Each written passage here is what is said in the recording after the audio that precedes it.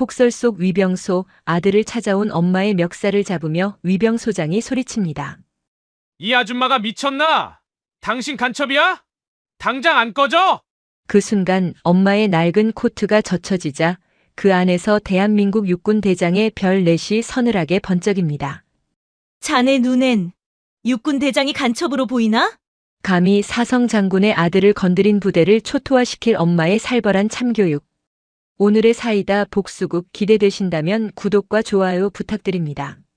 그럼 이야기 시작하겠습니다. 1월의 포천은 모든 것을 얼려버릴 듯한 혹한이었다. 하늘에서는 굵은 눈발이 쉴 새 없이 쏟아져 내렸고 제5군단 예하 제8기계 화보병사단 일명 오뚜기 부대의 주둔지 주변 산세는 하얗게 질린 짐승처럼 웅크리고 있었다. 영하 20도를 오르내리는 기온에 살을 애는 칼바람이 더해져 체감 온도는 영하 30도에 육박했다. 오후 4시 30분. 산악 지형 특성상 해는 이미 뉘엿뉘엿 넘어가고 있었다. 부대 정문 위병소 앞 낡은 검은색 세단 한 대가 미끄러지듯 멈춰섰다. 고급 세단이 아닌 연식이 꽤 된 국산 중형차였다. 차 문이 열리고 한 중년 여성이 내렸다. 짙은 회색 롱코트를 입고 목도리를 두른 그녀는 지팡이를 짚고 있었다. 다리가 불편해 보였다. 그녀는 서예란이었다. 대한민국 육군 서열 3위 제2작전사령관. 별 4 대장. 하지만 지금 이 순간 그녀는 장군이 아니었다. 그저 군대 간 아들이 걱정되어 연락이 두절된 아들을 찾아 먼 길을 달려온 평범하고 힘없는 어머니일 뿐이었다. 코트깃을 세워 얼굴을 가린 그녀의 눈빛은 북풍보다 차가웠지만 그 깊은 곳에는 타오르는 용암 같은 분노가 일렁이고 있었다. 일주일 전이었다. 민우에게서 온 마지막 전화. 어머니, 저 괜찮아요. 진짜 괜찮아요. 근데 너무 추워요. 마음이 너무 추워요. 평소 힘들다는 내색 한 번 하지 않던 아들의 목소리가 미세하게 떨리고 있었다. 그리고 그 뒤로 들려오던 누군가의 욕설. 야, 강민우 이 새끼야, 전화 안 끊어? 빠져가지고 씨발. 전화는 그렇게 끊겼다. 그 후로 연락은 없었다. 서예라는 직감했다. 무언가 잘못되었다. 아주 심각하게 잘못되었다. 그녀는 공식적인 감찰 라인을 동원하지 않았다. 그랬다가는 놈들이 증거를 인멸하고 아들을 회유하거나 협박할 것이 뻔했다. 30년 군 생활 동안 숱하게 봐온 썩어빠진 레퍼토리였다. 그녀는 휴가를 냈다. 그리고 아들이 있는 곳으로 직접 차를 몰았다. 내 눈으로 직접 확인하겠다. 내 아들이 겪고 있는 지옥을. 서예란이 위병소 차단기 쪽으로 절뚝이며 걸어가자 위병소 안에서 난로를 쬐고 있던 위병조장 하사 김민철이 짜증스러운 표정으로 문을 벌컥 열고 나왔다. 입김을 하얗게 뿜으며 그는 소총을 맨 채 거들먹거리는 걸음으로 다가왔다. 아줌마, 거기서요. 뭐예요 지금? 김하사의 목소리에는 권위의식과 귀찮음이 잔뜩 묻어 있었다. 눈보라가 치는 날씨에 웬 민간인이, 그것도 약해 보이는 중년 여성이 얼쩡거리는 것이 못마땅한 기색이 역력했다. 서예라는 멈춰섰다. 눈가에 주름이 진 걱정 가득한 어머니의 표정을 지었다. 우리 아들이 여기 있어요. 강민우라고. 이병인데 연락이 안 돼서 너무 걱정돼서 왔어요. 잠깐 얼굴만이라도 보게 해주세요. 김하사는 코웃음을 쳤다. 아줌마, 여기가 무슨 동네 경로당인 줄 아슈? 면회 시간 끝났고 예약 안 했으면 못 들어갑니다. 차 빼요 당장. 멀리서 왔어요. 제발 부탁드립니다. 아들이 잘 있는지만 확인하면 가겠습니다. 전화라도 한 통하게 해주시면. 서예란이 간곡하게 부탁하며 한 발짝 다가서려 하자 김하사가 그녀의 앞을 가로막으며 손으로 그녀의 어깨를 툭 밀쳤다. 아, 진짜 말귀 못 알아듣네. 군사보안구역이라고. 민간인 통제구역 몰라요? 썩 꺼지라니까. 서예라는 밀쳐진 충격으로 휘청이며 눈길에 넘어질 뻔했다. 지팡이가 바닥을 긁는 소리가 났다. 그녀는 중심을 잡고 김하사를 올려다보았다. 그녀의 눈빛이 순간적으로 변했다. 먹잇감을 노리는 맹수의 눈빛. 하지만 김하사는 그 살기를 감지하지 못했다. 그는 그저 눈앞의 여성이 자신의 통제를 따르지 않는 귀찮은 존재로만 보였다. 그때 위병소 안에서 또 다른 인물이 나왔다. 위병소장 근무를 서고 있던 중이 최영도였다. 그는 춥다는 듯 양손을 비비며 나오더니 상황을 살폈다. 김하사 뭐야?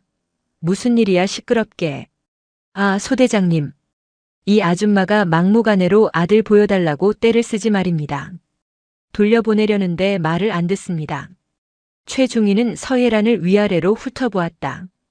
허름한 차, 촌스러운 코트, 불편해 보이는 다리. 전형적인 시골 아낙네라고 판단했다. 그는 귀찮다는 듯 손을 휘저었다. 아주머니 규정상 안 됩니다. 돌아가세요. 그리고 차단기 앞에서 얼쩡거리지 마시고 차 빼세요. 작전 차량 들어오면 방해됩니다. 서예란은 물러서지 않았다. 그녀는 또렷한 목소리로 말했다. 강민우 이병의 어머니입니다. 아들이 부대 내에서 가혹행위를 당하고 있다는 정황이 있어 확인하러 왔습니다. 지휘관을 만나게 해주십시오. 가혹행위라는 단어가 나오자 최중희의 미간이 찌푸려졌다. 그는 강민우가 누구인지 알고 있었다. 3소대 패급. 박철수 병장에게 찍혀서 매일같이 털리는 놈. 하지만 그걸 인정하는 순간 자신의 진급길과 전역에 문제가 생긴다. 이봐요, 아주머니. 말씀이 좀 지나치시네. 우리 부대에 가혹행위 같은 거 없습니다. 어디서 유언비어를 듣고 와서 행패입니까? 지금 업무 방해로 경찰 부르기 전에 좋게 말할 때 가세요. 행패라니요. 정당한 면회 요청이고 부모로서 자식의 안위를 확인할 권리가 있습니다. 대대장 나오라고 하세요. 서예란의 목소리에 힘이 실렸다. 최중희는 기가 찼다. 감히 민간인이 그것도 아줌마가 대대장을 오라가라 해. 그는 욱하는 성질을 참지 못하고 다가가 서예란의 멱살을 잡으려 했다. 이 아줌마가 진짜 돌았나? 당신 간첩이야? 왜 부대 앞에서 지랄이야 지랄이. 최중희의 손이 서예란의 코트깃을 거칠게 움켜쥐었다. 그리고 흔들었다. 당장 안 꺼져? 확 밀어버리기 전에. 그 순간이었다.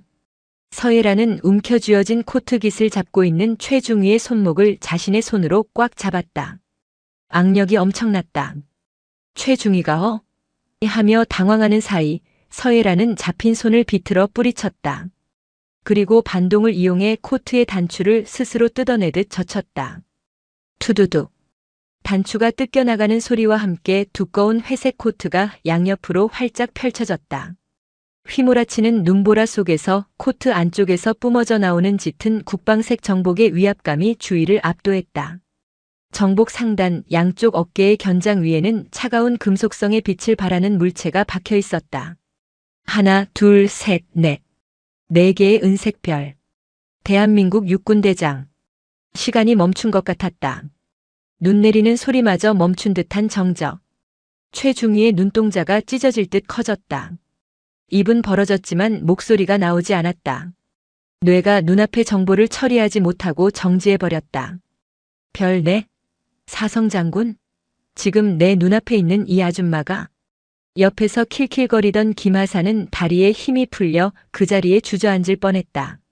소총이 어깨에서 흘러내려 덜그럭거리는 소리를 냈다. 서예란은 천천히, 아주 천천히 흐트러진 정복 매무새를 다듬었다. 지팡이는 더 이상 그녀의 몸을 지탱하는 도구가 아니었다. 그것은 마치 지휘봉처럼, 아니 심판의 철퇴처럼 그녀의 손에 들려 있었다.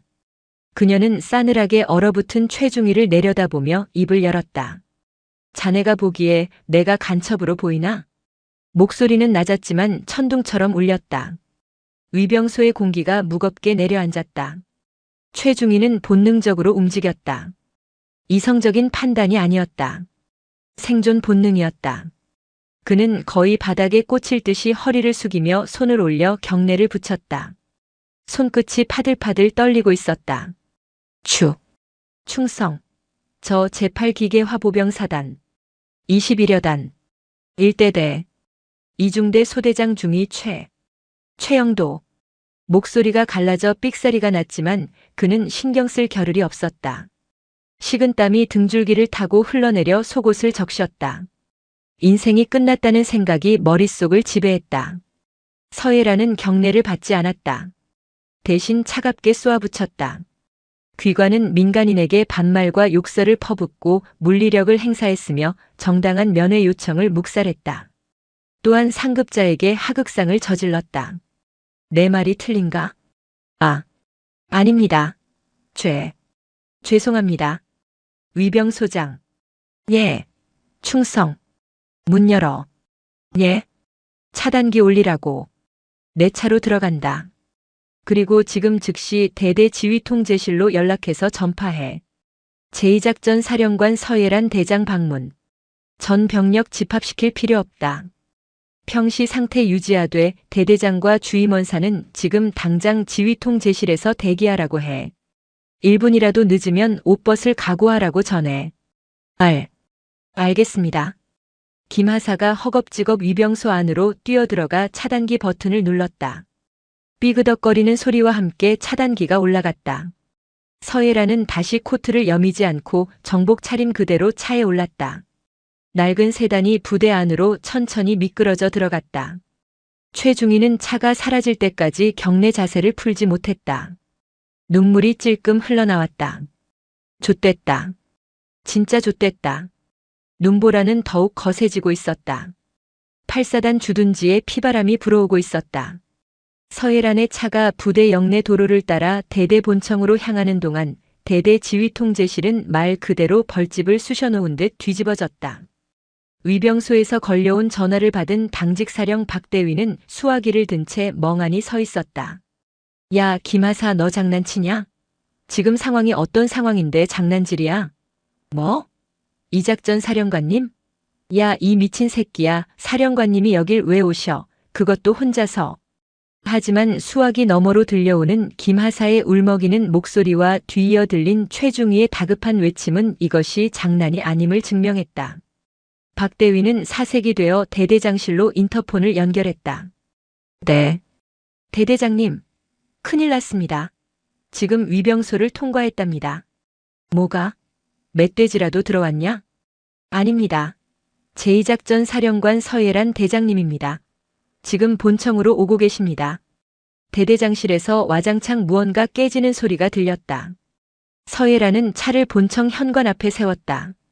그녀가 내리기도 전에 현관문이 부서져라 열리며 김석진 중령이 튀어나왔다. 정복도 아니고 전투복 차림에 한쪽 전투화 끈은 제대로 매지도 못한 상태였다. 뒤따라 주임원사와 각 처부 참모들이 우르르 쏟아져 나왔다. 김중령은 차 문을 열어주려 달려왔지만 서예란은 이미 스스로 문을 열고 내렸다. 4개의 별이 박힌 정모를 쓴 그녀의 모습에 김중령은 숨이 턱 막혔다. 사진으로만 보던 전설적인 인물. 육군 여군의 신화. 그녀가 내 눈앞에 있다. 그것도 분노 가득한 표정으로. 충성. 대대장 중령 김석진. 사령관님의 부대 방문을 환영합니다. 김중령의 목소리는 우렁찼지만 끝이 심하게 떨렸다. 서예란은 그를 쳐다보지도 않고 곧장 현관으로 걸어 들어갔다. 환영은 필요 없다. 김중령. 예. 사령관님, 미리 연락이라도 주셨으면 저희가 의전을. 의전? 자네 지금 의전 타령할 때인가? 서예란이 멈춰서서 김중령을 쏘아봤다. 내 아들이 이 부대에 있다. 강민우 이병. 알고 있나? 김중령의 머릿속이 하얗게 변했다. 강민우? 3소대 그 관심병사? 걔가 사령관님 아들이라고. 인사기록 카드에는 부모님 자영업이라고 되어 있었는데. 그게. 강민우 이병은 저희 대대 2중대 3소대 소속입니다만. 잘 알고 있군. 그럼 그 아이가 지금 어떤 상태인지도 알고 있겠지? 예. 상태라니요? 잘 적응하고 지내는 것으로 알고 있습니다. 얼마 전 면담 기록에도 특이사항 없었고. 특이사항이 없어? 서예란이 헛웃음을 지었다. 내 아들은 지금 지옥을 걷고 있는데 지휘관이라는 자는 특이사항이 없다고 하는군. 안내해. 이중대 생활관으로. 당장. 알겠습니다. 주임원사. 이중대장한테 연락해. 사령관님 가신다고. 빨리 청소 상태 확인하고 애들 군기 잡으라고 해. 김중령이 다급하게 소리치자 서예란이 지팡이로 바닥을 쾅 찍었다. 동작 그만. 연락하지 마. 있는 그대로 보러 간다. 만약 지금 이 시간 이후로 이중대에 연락하는 놈이 있으면 그놈부터 옷 벗길 줄 알아. 주임원사 무전기 꺼.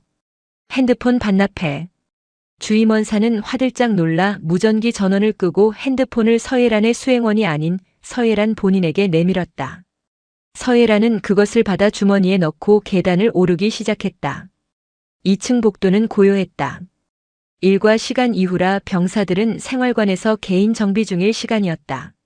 하지만 복도 끝 이중대 쪽에서는 웅성거리는 소리와 함께 누군가의 고함이 들려왔다. 야, 이 새끼야. 똑바로 안 서? 이게 빠져가지고. 야, 걸레 빨아와. 냄새나잖아. 서예란의 걸음이 빨라졌다. 김중령과 참모들은 죽을 맛이었다. 하필이면 이 타이밍에. 제발 별일 아니길, 제발 장난치는 소리이길 빌고 또 빌었다. 이중대 3소대 생활관 문 앞. 서예란은 잠시 멈춰섰다. 안에서 들리는 소리가 더 선명해졌다. 강민우, 너네 엄마 뭐 하시냐? 식당 한다며? 야, 우리 집 개도 밥은 꼬박꼬박 챙겨주는데 너는 왜 이렇게 굶뜨냐? 니네 엄마가 그렇게 가르쳤냐? 패륜적인 발언. 서예란의 주먹이 하얗게 질릴 정도로 꽉 쥐어졌다. 죄송합니다. 시정하겠습니다. 힘없고 주눅든 목소리. 아들 민우였다. 시정하겠습니다. 야, 이 새끼 말대꾸하는 거 봐라. 야, 박철수, 얘 교육 좀 다시 시켜야겠다. 분대장 잡아. 아, 김상병님. 제가 아주 확실하게 교육해 놓겠습니다. 민우야, 이리 와라. 관물대 안으로 들어가. 관물대 안으로 들어가라니. 사람을 짐짝 취급하는 가혹행위였다. 서예란은 더 이상 참지 않았다. 그녀는 문손잡이를 돌리고 벌컥 문을 열었다. 동작 그만. 생활관 안의 풍경은 가관이었다. 강민우는 속옷 바람으로 관물대 좁은 공간에 쭈그리고 앉으려 하고 있었고 박철수 병장은 침상에 누워 과자를 먹으며 낄낄거리고 있었다. 다른 병사들은 방관하거나 동조하며 웃고 있었다. 문이 열리고 들이닥친 사람들을 본 병사들은 순간 얼어붙었다. 처음엔 누군지 몰랐다. 하지만 뒤따라 들어온 대대장이 사색이 된 얼굴로 서 있는 것을 보고 사태를 파악했다. 그리고 그 앞에 중년 여성. 어깨에 별 4개. 전원 차려. 부동자세. 김중령이 찢어지는 목소리로 외쳤다. 병사들은 허둥지둥 침상에서 내려와 바닥에 정렬했다. 박철수 병장은 먹던 과자가 목에 걸려 캑캑거렸다. 관물대 안에 있던 민우는 기어나와 멍하니 서예란을 바라보았다. 어머니? 민우의 눈이 커졌다. 환영을 보는 건가 싶었다. 하지만 눈앞의 어머니는 진짜였다. 그것도 평소에 다정한 어머니가 아닌 대한민국 육군 대장 서예란으로서 서 있었다. 서예란은 민우에게 다가갔다. 아들의 몸은 말라 있었고 곳곳에 멍자국이 보였다. 특히 허벅지와 팔뚝에는 피멍이 들어 있었다. 며칠간 구타가 지속되었다는 증거였다. 서예란은 떨리는 손으로 아들의 뺨을 어루만졌다. 민우야. 미안하다. 엄마가 너무 늦게 왔어. 어머니. 여기 어떡해. 쉬. 괜찮다. 이제 다 괜찮아. 서예란은 아들을 안아주지 않았다. 지금은 그래선 안 되었다. 그녀는 다시 지휘관의 눈빛으로 돌아와 병사들을 훑어보았다. 시선이 박철수 병장에게 꽂혔다. 내 놈이 박철수인가? 박철수는 다리를 덜덜 떨고 있었다. 오줌을 지릴 것만 같았다. 이병, 박, 철, 수.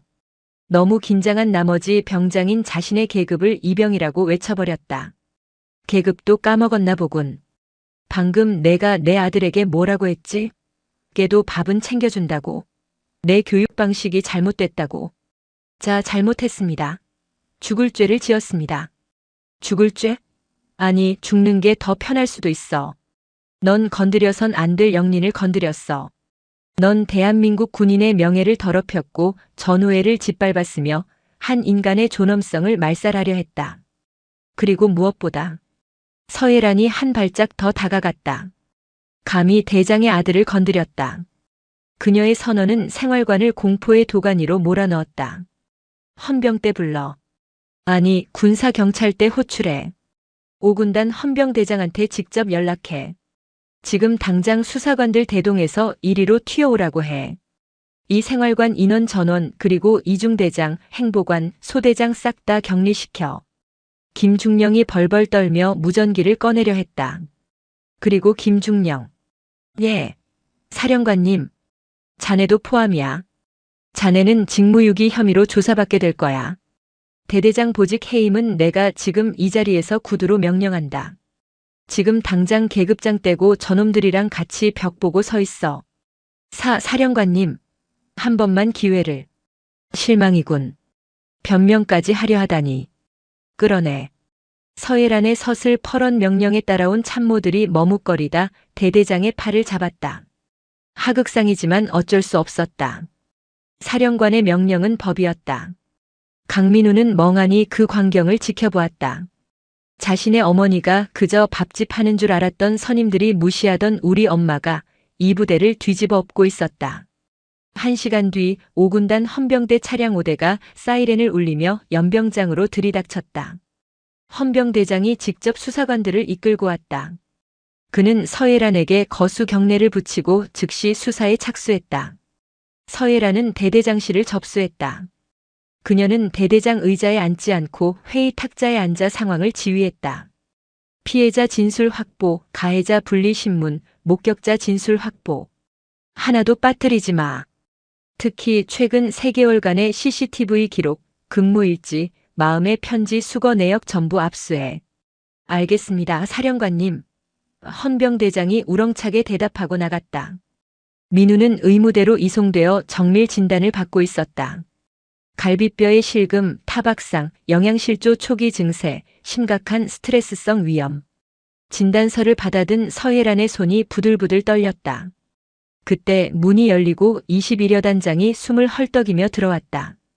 관사에서 쉬다가 소식을 듣고 날아온 모양이었다. 충성. 여단장 대령 최무성입니다. 사령관님, 이게 도대체 무슨... 최 대령. 자네 예하 대대에서 이병이 맞아 죽어가고 있었어. 알고 있었나? 가혹행위 말씀이십니까? 보고받은 바 없습니다. 저희 여단은 지난달 설문조사에서도 청정부대로. 보고받은 바 없어? 그게 자랑인가? 서예란이 진단서를 최 대령 앞에 집어 던졌다. 자네가 자랑하는 청정부대에서 나온 진단서야. 갈비뼈가 부러지고 피오줌을 싸는데 청정부대? 눈과 귀를 막고 있으니 청정해 보였겠지. 최 대령은 진단서를 보고 얼굴이 흑빛이 되었다. 면목 없습니다. 철저히 조사해서 엄벌하겠습니다. 철저히 조사? 자네 손엔 안 맡겨. 내 직할로 처리한다. 그리고 자네도 책임에서 자유로울 수 없어. 지휘감독 소홀. 내일 아침부로 보직 해임 건의할 거니까 그리 알아. 사령관님, 저는 정말 억울합니다. 대대장이 보고를 누락해서. 억울해? 억울한 건 지금 병상에 누워있는 내 아들이야. 자네 진급이 억울한 게 아니라. 서예란의 고함에 대대장실 유리창이 울렸다. 밤이 깊어갔다. 수사는 속전속결로 진행되었다. 박철수 병장과 그 일당들은 헌병대 조사실에서 멘탈이 붕괴되어 술술 불기 시작했다. 그들의 입에서 나온 이야기는 충격적이었다. 단순히 개인의 일탈이 아니었다. 간부들의 묵인, 아니 조장이 있었다. 최영도 소대장은 박철수에게 적당히 좀 해라, 시끄럽게만 하지 말고라며 사실상 폭행을 용인했고, 행보관은 민우가 상담을 요청했을 때 남자가 그 정도도 못 참냐, 고자질쟁이로 낙인 찍히면 군 생활 더 힘들어진다며 돌려보냈다. 더욱 기가 막힌 건 대대장 김석진 중령이었다. 한 달 전 익명의 투서가 들어왔었다. 3소대의 가혹행위가 심각하다는 내용. 하지만 김중령은 사단 감찰이 나올 것을 우려해 투서를 파쇄하고 덮어버렸다. 전부 썩었어.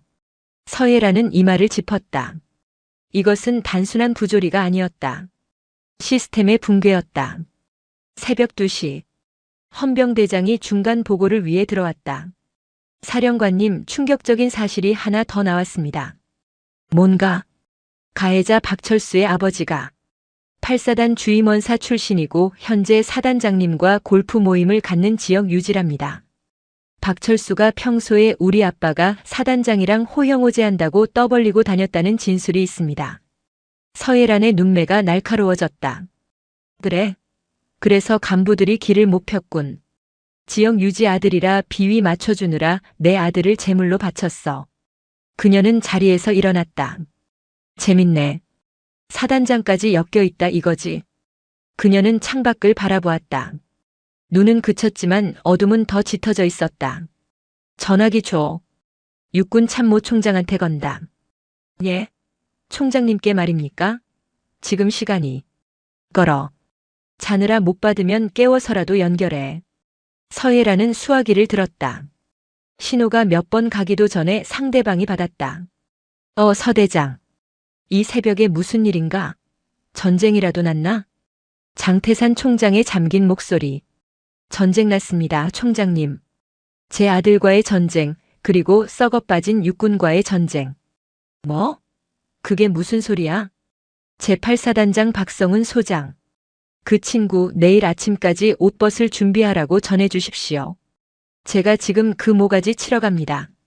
전화기 너머로 침묵이 흘렀다. 서예란의 목소리는 지옥에서 돌아온 악귀처럼 차갑고도 뜨거웠다. 이제 판은 걷잡을 수 없이 커지고 있었다. 단순한 가혹행위 사건이 육군 수뇌부를 뒤흔드는 태풍으로 변하고 있었다. 새벽 3시 30분. 제8기계화 보병사단장 공관.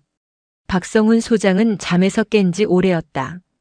침대 옆 협탁에 놓인 양주잔에는 얼음이 다 녹아 물이 되어 있었다. 그의 개인 스마트폰과 비화폰이 번갈아가며 미친 듯이 울려대고 있었다. 사단장님, 군단장님 전화입니다. 사단장님, 육군본부 인사참모부장입니다. 사단장님. 전속부관이 사색이 되어 문을 두드렸다. 박 소장은 떨리는 손으로 마른 세수를 했다. 30년 군 생활, 별 2개를 달기까지 수많은 위기가 있었지만 이번 같은 경우는 처음이었다. 서예란. 그 마녀가 왜 하필 내 부대에. 제2작전 사령관 서예란. 육군 내에서 그녀의 별명은 얼음마녀였다. 원칙주의자, 타협을 모르는 불도저. 그녀가 움직이면 반드시 누군가의 목이 날아간다는 전설적인 인물. 그런 그녀가 예고도 없이 수행원도 없이 한밤중에 예하 대대를 뒤집어 놓았다. 박 소장은 휴대폰을 집어들었다. 발신자는 박 회장.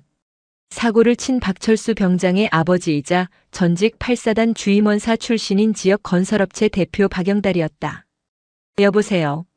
박 소장의 목소리는 갈라져 있었다. 아이고 사단장님.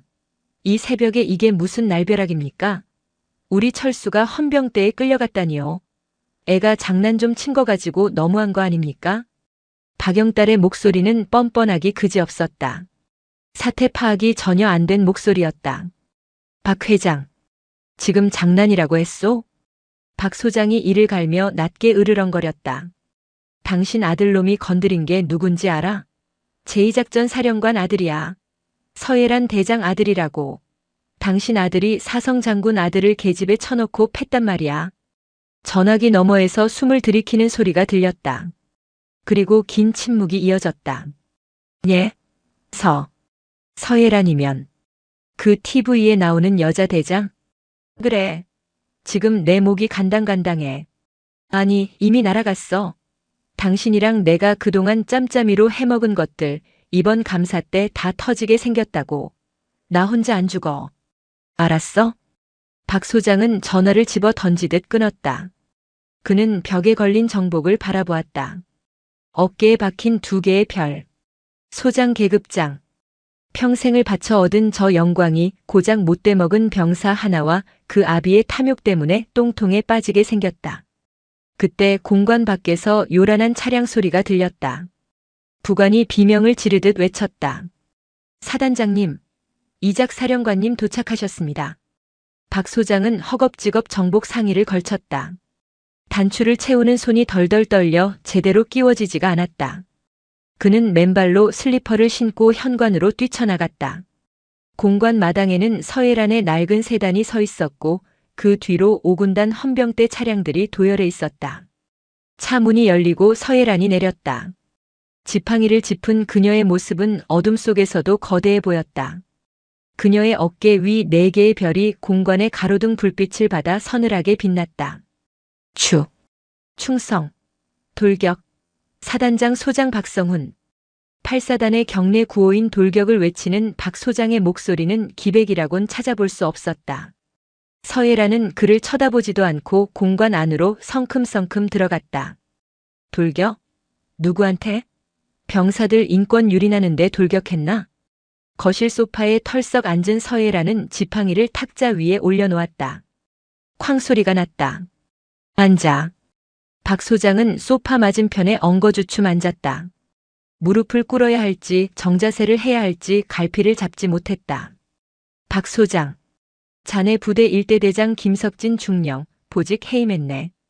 21여 단장 최무성 대령 직무 정지시켰고. 사령관님. 절차상 군단 인사위원회를 거쳐야. 절차? 서예란의 눈썹이 꿈틀했다. 내 아들이 갈비뼈가 부러져서 피오줌을 싸는데 절차가 중요해? 내가 지금 군단장 건너뛰고 바로 온 게 불만인가 보지.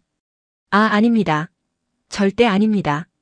박철수라는 병사 아버지가 이 지역 유지라며 전직 주임원사 출신이고 자네랑 골프도 자주 치고 회식비도 지원받았다던데. 사실인가? 박 소장의 동공이 지진이라도 난 듯 흔들렸다. 그 짧은 시간에 헌병대가 거기까지 파악했을 줄은 몰랐다. 그건 지역 대민 지원 차원에서 협조관계라. 그 협조관계 때문에 예하 부대 간부들이 그 병사를 못 건드렸군. 사단장 형님의 아들이니까. 자네가 받은 그 골프채, 그 양주, 그 접대들이 내 아들의 핏값이야. 알아? 서예란이 탁자 위에 놓인 박 소장의 양주병을 집어들었다. 아직 반쯤 남은 고급 위스키였다. 그녀는 병을 거꾸로 들어 바닥에 콸콸 쏟아부었다. 냄새나는군. 썩은 내가 진동을 해. 박 소장은 고개를 푹 숙였다. 바닥을 적시는 술 냄새가 자신의 처지 같았다. 사단 감찰참모, 법무참모 지금 즉시 호출해. 그리고 박영달이라는 그 작자도 불러. 내 눈앞에 데려다 놔. 1시간 준다. 서예란의 명령은 절대적이었다. 박 소장은 알 수 있었다. 오늘 밤 8사단에는 피바람이 불 것이고 그 태풍의 눈은 바로 자신의 공관이라는 것을. 1시간 뒤 사단장 공관 응접실은 무거운 침묵에 쌓여 있었다. 박성훈 소장, 사단 감찰참모, 법무참모가 일렬로 서서 식은땀을 흘리고 있었다. 그리고 그 옆에는 박영달이 불려와 있었다. 그는 급하게 옷을 입고 나온 듯 등산복 차림이었다. 박영달은 아직 상황 파악이 덜 된 눈치였다. 그는 소파에 앉아있는 서예란을 곁눈질로 훑어보았다. 다리를 저는 중년 여성. 어깨에 별 4개를 보고 놀라긴 했지만 그는 사회에서 산전수전 다 겪은 사업가였다. 군바리들은 돈이면 다 된다는 신념을 가진 자였다. 사령관님이라고 하셨나? 말씀 많이 들었습니다. 제가 이 지역에서 건설업을 좀 크게 하는데. 박영달이 비굴한 웃음을 지으며 명함을 꺼내 서예란 앞으로 내밀었다. 서예란은 명함을 쳐다보지도 않았다. 자네가 박철수의 부친인가? 예, 그렇습니다. 우리 철수가 좀 철이 없어서. 애들끼리 장난치다 그런 건데 사내놈들이 크면서 싸울 수도 있는 거고. 제가 치료비랑 위자료는 섭섭지 않게 챙겨드리겠습니다. 아드님 전역하고 취업 자리도 제가 책임지고. 닥쳐. 서예란의 입에서 나온 말은 짧고 명료했다. 박영달의 말이 뚝 끊겼다. 돈? 취업? 지금 장난하나? 서예란이 지팡이를 짚고 천천히 일어났다. 그녀는 절뚝이는 걸음으로 박영달의 코앞까지 다가갔다. 자네 아들이 내 아들에게 똥을 먹이려고 했어. 화장실 변기에 머리를 박게 하고 물을 내렸다고. 잠을 안 재우고 3일 동안 세워뒀어. 그게 장난인가? 그게 사내놈들 싸움이야? 박영달의 얼굴이 불그락푸르락해졌다. 아니, 그래도 말씀이 너무 심하신 거 아닙니까? 저도 군 생활 30년 했습니다. 주임원사로 전역했다고요. 군대라는 게 원래 좀 거칠고 그런 거지. 장군님이 돼서 쪼잔하게. 쪼잔해? 서예란이 피식 웃었다. 그 웃음이 더 무서웠다. 박성은 소장. 예. 사단장. 이자가 자네에게 뇌물로 준 게 정확히 얼마지? 박 소장은 우물쭈물했다. 그게. 말 못하나? 감찰참모 자네가 말해봐. 자네도 같이 얻어먹었잖아. 감찰참모가 덜덜 떨며 입을 열었다. 지난달 회식비 300만 원 지원받았고 사단장님 골프채 세트 500만 원 상당. 그리고 명절 때마다 상품권. 들었나 박영딸? 서예란이 다시 박영딸을 보았다. 자네는 그 돈으로 사단장을 샀고 사단장의 권력을 샀어. 그리고 그 권력으로 내 아들을 고문했어. 이건 단순 폭행 사건이 아니야. 군 조직을 이용한 조직적 범죄다. 서예란은 뒤에 서 있던 헌병대장에게 손짓했다. 박영딸 군사기지 및 군사시설 보호법 위반, 뇌물공여, 업무방해 혐의로 민간경찰에 인계해. 그리고 국세청에 연락해서 이 작자 사업체 세무조사 의뢰해. 탈세 혐의, 비자금 조성 혐의 싹 다 털어달라고 해. 뭐야? 당신이 뭔데 세무조사를 해? 내가 누군지 알아? 국회의원들도 내 형님 동생 하는 사이야. 박영딸이 발악하며 고함을 질렀다. 서예란은 그를 벌레 보듯 내려다보았다. 국회의원? 불러봐. 지금 당장 전화해. 어느 의원이 뇌물 주고 병사 고문한 악덕 기업인을 쉴드 쳐주는지 내가 직접 확인해 줄 테니까.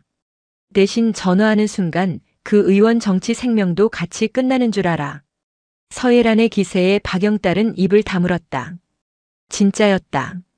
이 여자는 빈말을 하는 게 아니었다. 헌병들이 박영딸의 양팔을 결박했다.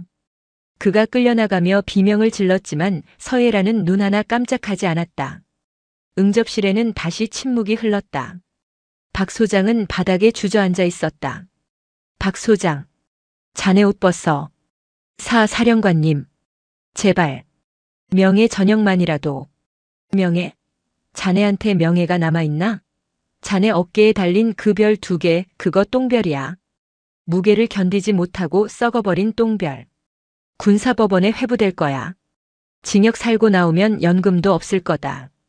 그게 자네가 치러야 할 대가야. 서예란은 박 소장의 어깨에 손을 올렸다. 그리고 소장 계급장을 거칠게 뜯어냈다. 찍 하는 소리와 함께 옷감이 찢어지며 계급장이 떨어져 나갔다. 박 소장은 오열했다. 평생을 바쳐 올라온 자리가 한순간에 무너져 내렸다. 하지만 동정의 여지는 없었다. 그는 지휘관으로서, 아니 인간으로서 해서는 안 될 짓을 묵인했다. 서예란은 뜯어낸 계급장을 쓰레기통에 던져 넣었다. 다음은 군단장 차례인가 아니면 더 위인가. 그녀의 눈은 이미 8사단을 넘어 육군본부가 있는 계룡대를 향하고 있었다. 다음 날 아침 8시. 충남 계룡대 육군본부. 육군참모총장 장태산 대장의 집무실 공기는 무거웠다. 그는 창밖을 바라보며 시가를 피우고 있었다. 재떨이에는 이미 다 피운 시각공초가 수북했다. 총장님, 언론 통제가 안 됩니다. 벌써 SNS에 소문이 돌기 시작했습니다. 여군 대장이 아들 복수하러 부대 뒤집어 엎었다는 내용으로 찌라시가 돌고 있습니다. 정은공 보실장이 보고했다. 누가 퍼뜨린 거야? 서예란인가? 장 총장이 낮게 물었다. 아닙니다. 병사들이 휴가 나가서 퍼뜨린 것 같습니다. 근데 여론이 심상치 않습니다. 사이다라며 서 사령관을 옹호하는 여론이 압도적입니다. 반면 군 수뇌부는 무능한 꼰대 취급을 받고 있습니다. 장태산은 혀를 찼다. 젠장. 서예란, 이 독한 여자 같으니라고. 이를 이렇게 키워? 장태산과 서예란은 육사 동기였다. 생도 시절부터 라이벌이었다. 서예란은 언제나 수석이었고 장태산은 그녀에게 열등감을 가지고 있었다. 그는 정치적인 수완과 인맥으로 총장 자리까지 올랐지만 서예란은 오직 실력과 원칙으로 야전사령관이 되었다. 전화벨이 울렸다. 국방부 장관이었다. 장 총장, 지금 뭐 하는 거야? 8사단 꼴이 그게 뭐야? 청와대에서 전화 왔어. 이게 군대냐고. 수화기 너머로 장관의 고함이 터져 나왔다. 죄송합니다, 장관님. 제가 조속히 수습하겠습니다. 서 사령관이 좀 감정적으로 대응하는 바람에. 감정적? 야, 이 사람아. 감찰 보고서 올라온 거 봤어? 대대장부터 사단장까지 뇌물 처먹고 병사가 동료 병사한테 똥을 먹였어. 그게 감정적으로 대응할 문제야? 서 장군이 안 뒤집었으면 언론이 먼저 터뜨렸을 거야. 그랬으면 자네랑 나 둘 다 옷 벗었어. 전화가 끊겼다. 장태사는 수화기를 내던졌다. 궁지에 몰렸다. 그는 비서실장에게 소리쳤다. 서예란 연결해. 당장. 잠시 후 비화폰이 연결되었다.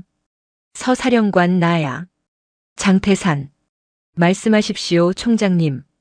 수화기 너머 서예란의 목소리는 차분하다 못해 건조했다. 적당히 해. 사단장 옷 벗겼으면 됐잖아. 대대장 구속시키고 가해 병사들 처벌하면 끝날 일이야. 굳이 이걸 이슈화시켜서 군 위신을 떨어뜨려야겠어? 군 위신이요? 서예란이 코웃음을 쳤다. 총장님, 군 위신은 제가 떨어뜨린 게 아닙니다. 썩어 빠진 환부를 도려내지 않고 덮어두려 했던 총장님과 그 라인들이 떨어뜨린 겁니다. 말 조심해. 나 육군 참모총장이야. 압니다. 그래서 드리는 말씀입니다. 총장님, 5군 단장에게 전화해서 수사 축소 지시하셨더군요. 적당히 덮고 가라고. 장태산의 심장이 덜컥 내려앉았다. 그걸 어떻게 알았지? 도청했나? 아니요. 5군 단장이 저한테 자백하더군요. 제가 군단 사령부에 쳐들어가서 군단장 멱살 잡고 물어봤거든요. 총장님이 시킨 거냐 아니면 내 독단이냐. 그랬더니 살려달라고 바로 불던데요. 에이, 이 미친. 총장님, 선택하십시오. 꼬리 자르기 하려다가 몸통까지 잘려나가시겠습니까? 아니면 지금이라도 전군 특별감찰 지시하고 개혁의 칼을 빼드시겠습니까? 서예란의 목소리에 힘이 실렸다. 제 아들 민우 아직 밥도 못 넘깁니다. 위장이 망가져서 미음만 먹어요. 근데 그 아이가 뭐라고 했는지 아십니까? 엄마, 나 때문에 다른 병사들이 피해보면 안 되는데. 그럽니다. 피해자는 걱정하는데 가해자들과 책임자들은 자기 밥그릇 걱정만 하고 있습니다. 서혜란, 저는 멈추지 않습니다. 제 아들의 명예, 그리고 제 남편 김재호 중령의 명예를 걸고 끝까지 갑니다. 총장님이 20년 전 제 남편 사고 덮었던 거 제가 모를 줄 아셨습니까? 장태사는 숨이 턱 막혔다. 20년 전 훈련 중 사망한 서예란의 남편. 당시 작전 참모였던 장태사는 무리한 작전 지시 실수를 덮기 위해 사고를 장비 결함으로 조작했었다. 그건 무덤까지 가져가야 할 비밀이었다. 그 얘기를 지금 왜? 판이 커졌습니다, 총장님. 이제 이건 단순 가혹행위 사건이 아닙니다. 20년 묵은 군 비리의 사슬을 끊는 전쟁입니다. 준비하십시오. 곧 계룡대로 갑니다. 뚝. 전화가 끊겼다. 장태사는 의자에 주저앉았다. 손에 든 시가가 바닥으로 떨어져 카펫을 태우기 시작했다. 하지만 그는 그것을 주울 생각도 못했다. 서예란은 알고 있었다. 모든 것을. 그리고 그녀는 지금 자신의 모든 별을 걸고 육군 정점으로 돌격해오고 있었다. 그녀는 더 이상 피해자의 어머니가 아니었다. 그녀는 복수의 화신이자 심판의 집행자였다. 충남 계룡대 대한민국 육군의 심장부. 오전 10시 제2작전 사령관 서예란 대장의 차량이 본청 위병소를 통과했다.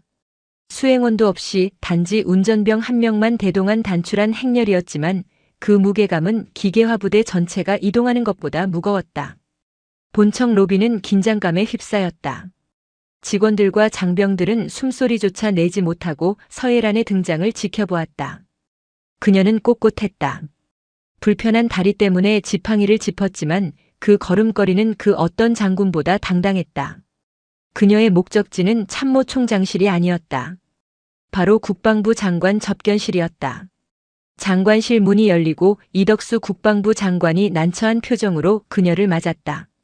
서 대장, 이게 무슨 일인가? 절차도 없이 이렇게 불쑥. 서예라는 경례를 생략하고 자켓 안주머니에서 낡은 서류 봉투 하나를 꺼내 장관의 책상 위에 올려놓았다. 봉투 겉면에는 2급 비밀 2005년 제3공수특전 여단 작전명 붉은 새벽이라는 빛바랜 도장이 찍혀 있었다. 장관님, 20년 전 제 남편 김재호 중령이 사망한 작전입니다. 당시 국방부는 헬기 기체 결함으로 인한 추락사로 결론 내렸죠. 이 장관이 안경을 고쳤으며 봉투를 열었다. 그걸 지금 왜 다시 꺼내는 건가? 거짓말이었으니까요. 기체 결함이 아니었습니다. 무리한 악천후 속 작전 강행. 당시 작전 참모였던 장태산 중령, 현 육군 참모총장의 진급 욕심이 부른 참사였습니다. 서예란의 목소리는 차가웠다. 이 봉투 안에는 당시 정비대장이 남긴 비망록 원본과 장태산이 기상 악화 보고를 묵살하고 무조건 띄워라, 안 띄우면 내 놈들 모가지다라고 협박한 통신 녹취록 사본이 들어있습니다. 이 장관의 손이 떨리기 시작했다. 이것이 사실이라면 육군 전체가 뒤집힐 대형 스캔들이었다. 이걸 여태껏 가지고 있었나? 아니요. 어제 새벽 박성훈 8사단장을 족치고 압수한 그의 비밀 금고에서 나왔습니다. 박성훈은 당시 장태산의 부관이었으니까요. 장태산은 이 약점을 쥐고 박성훈을 사단장까지 키워줬고 박성훈은 그 대가로 장태산의 더러운 뒤치다꺼리를 해왔던 겁니다. 제 아들이 당한 부조리의 은폐도 그 뒤치다꺼리 중 하나였고요. 서예라는 장관의 눈을 똑바로 응시했다. 장관님, 승인해 주십시오. 육군 참모총장 장태산에 대한 긴급 체포 및 압수수색을. 서대장, 상대는 현직 참모총장이야. 군이 쪼개질 수도 있어. 군은 이미 썩어 문드러져 쪼개지기 직전입니다. 썩은 살을 도려내지 않으면 다 죽습니다. 장관님도 선택하십시오. 20년 전의 공범으로 남으시겠습니까? 아니면 개혁의 지휘관으로 역사에 남으시겠습니까? 침묵이 흘렀다. 이 장관은 마른 침을 삼켰다. 서예란의 눈빛은 타협을 모르는 칼날이었다. 그는 떨리는 손으로 서류에 서명했다. 자네 마음대로 해. 대신 실패하면 자네도 끝이야. 감사합니다. 실패는 없습니다. 서예란은 서류를 챙겨 들고 돌아섰다. 이제 사냥을 끝낼 시간이었다. 같은 시각 육군 참모총장실. 장태산 대장은 불안감에 손톱을 물어뜯고 있었다. 박성훈 사단장과는 연락이 두절되었고 국방부 장관실로 서예란이 들어갔다는 보고를 받았다.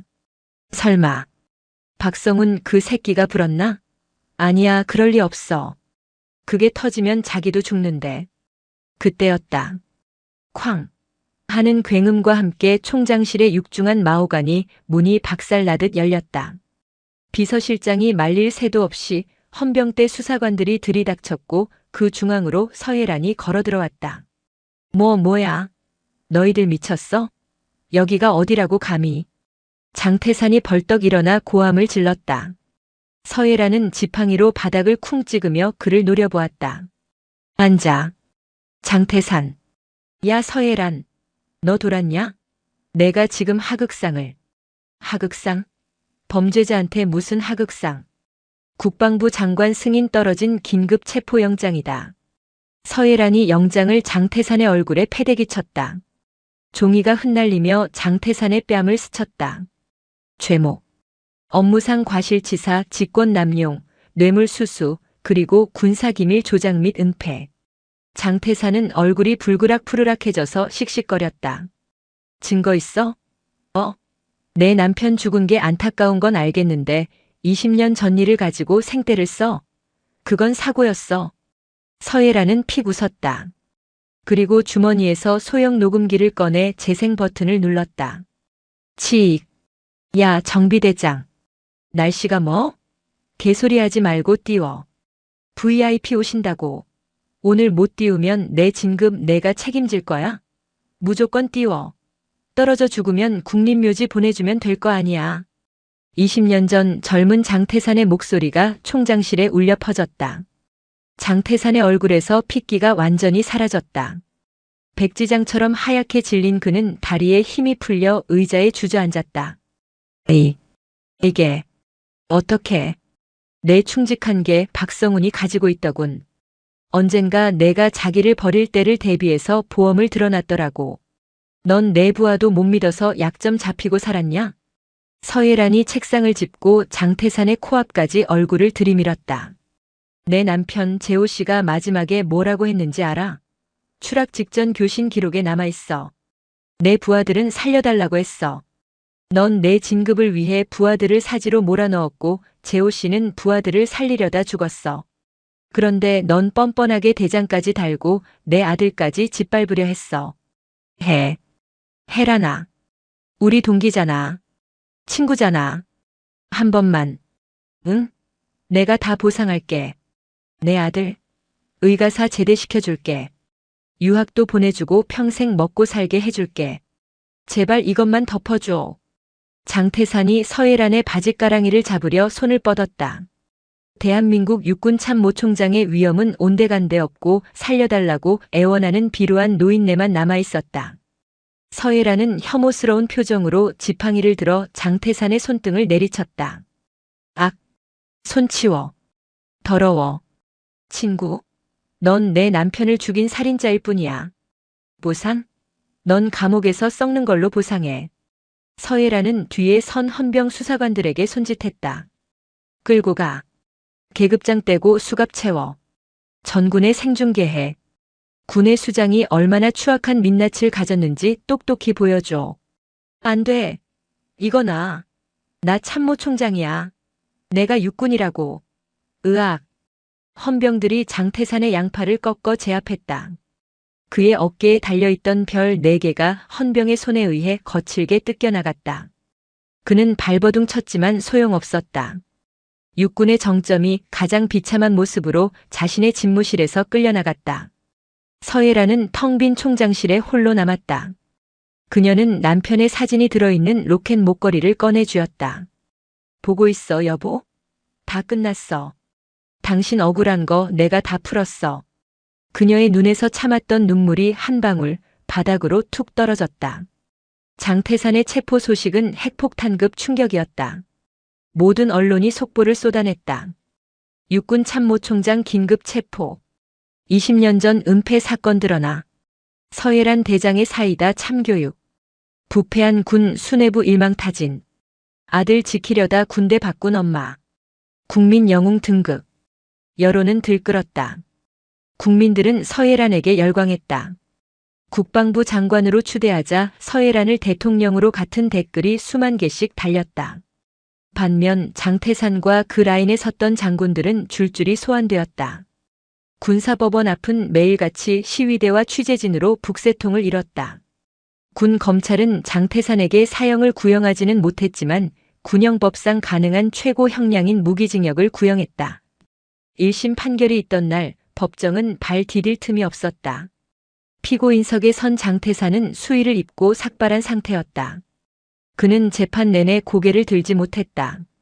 방청석 맨 앞줄에는 사복을 입은 서예란이 앉아 있었다. 그녀는 장태산의 몰락을 끝까지 지켜보겠다는 듯 시선을 떼지 않았다. 피고인 장태산. 징역 20년. 불명예 전역 및 연금 박탈.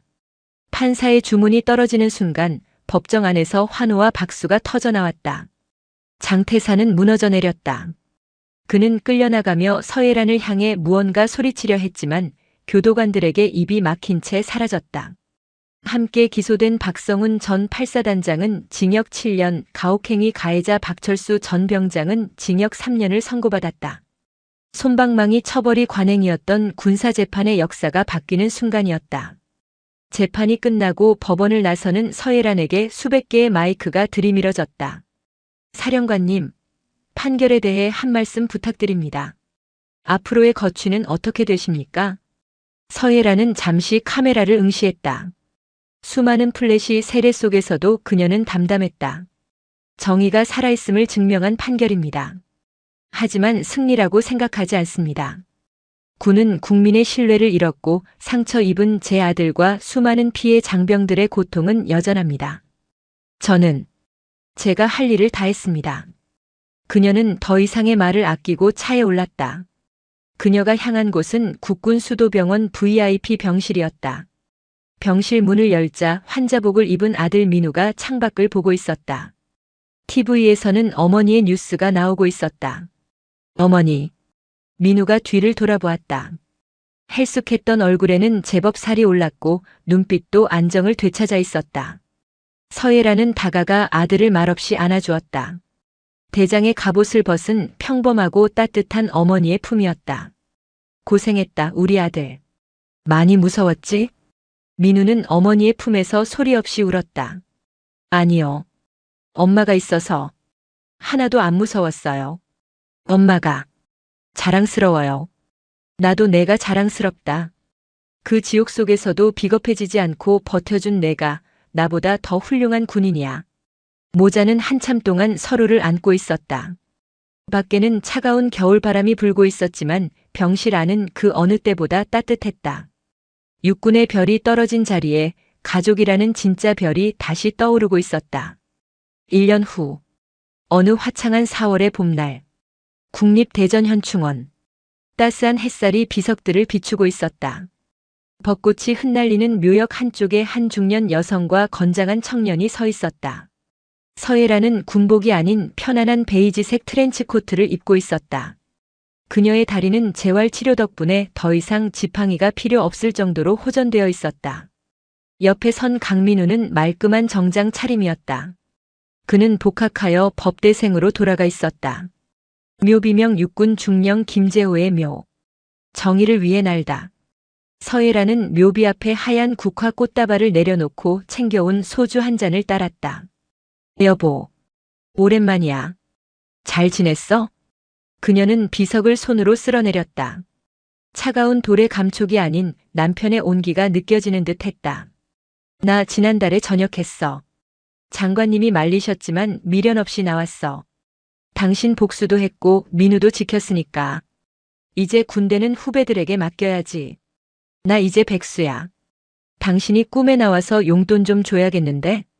서예란이 쓸쓸하지만 편안한 미소를 지었다. 민우가 절을 올리고 일어섰다.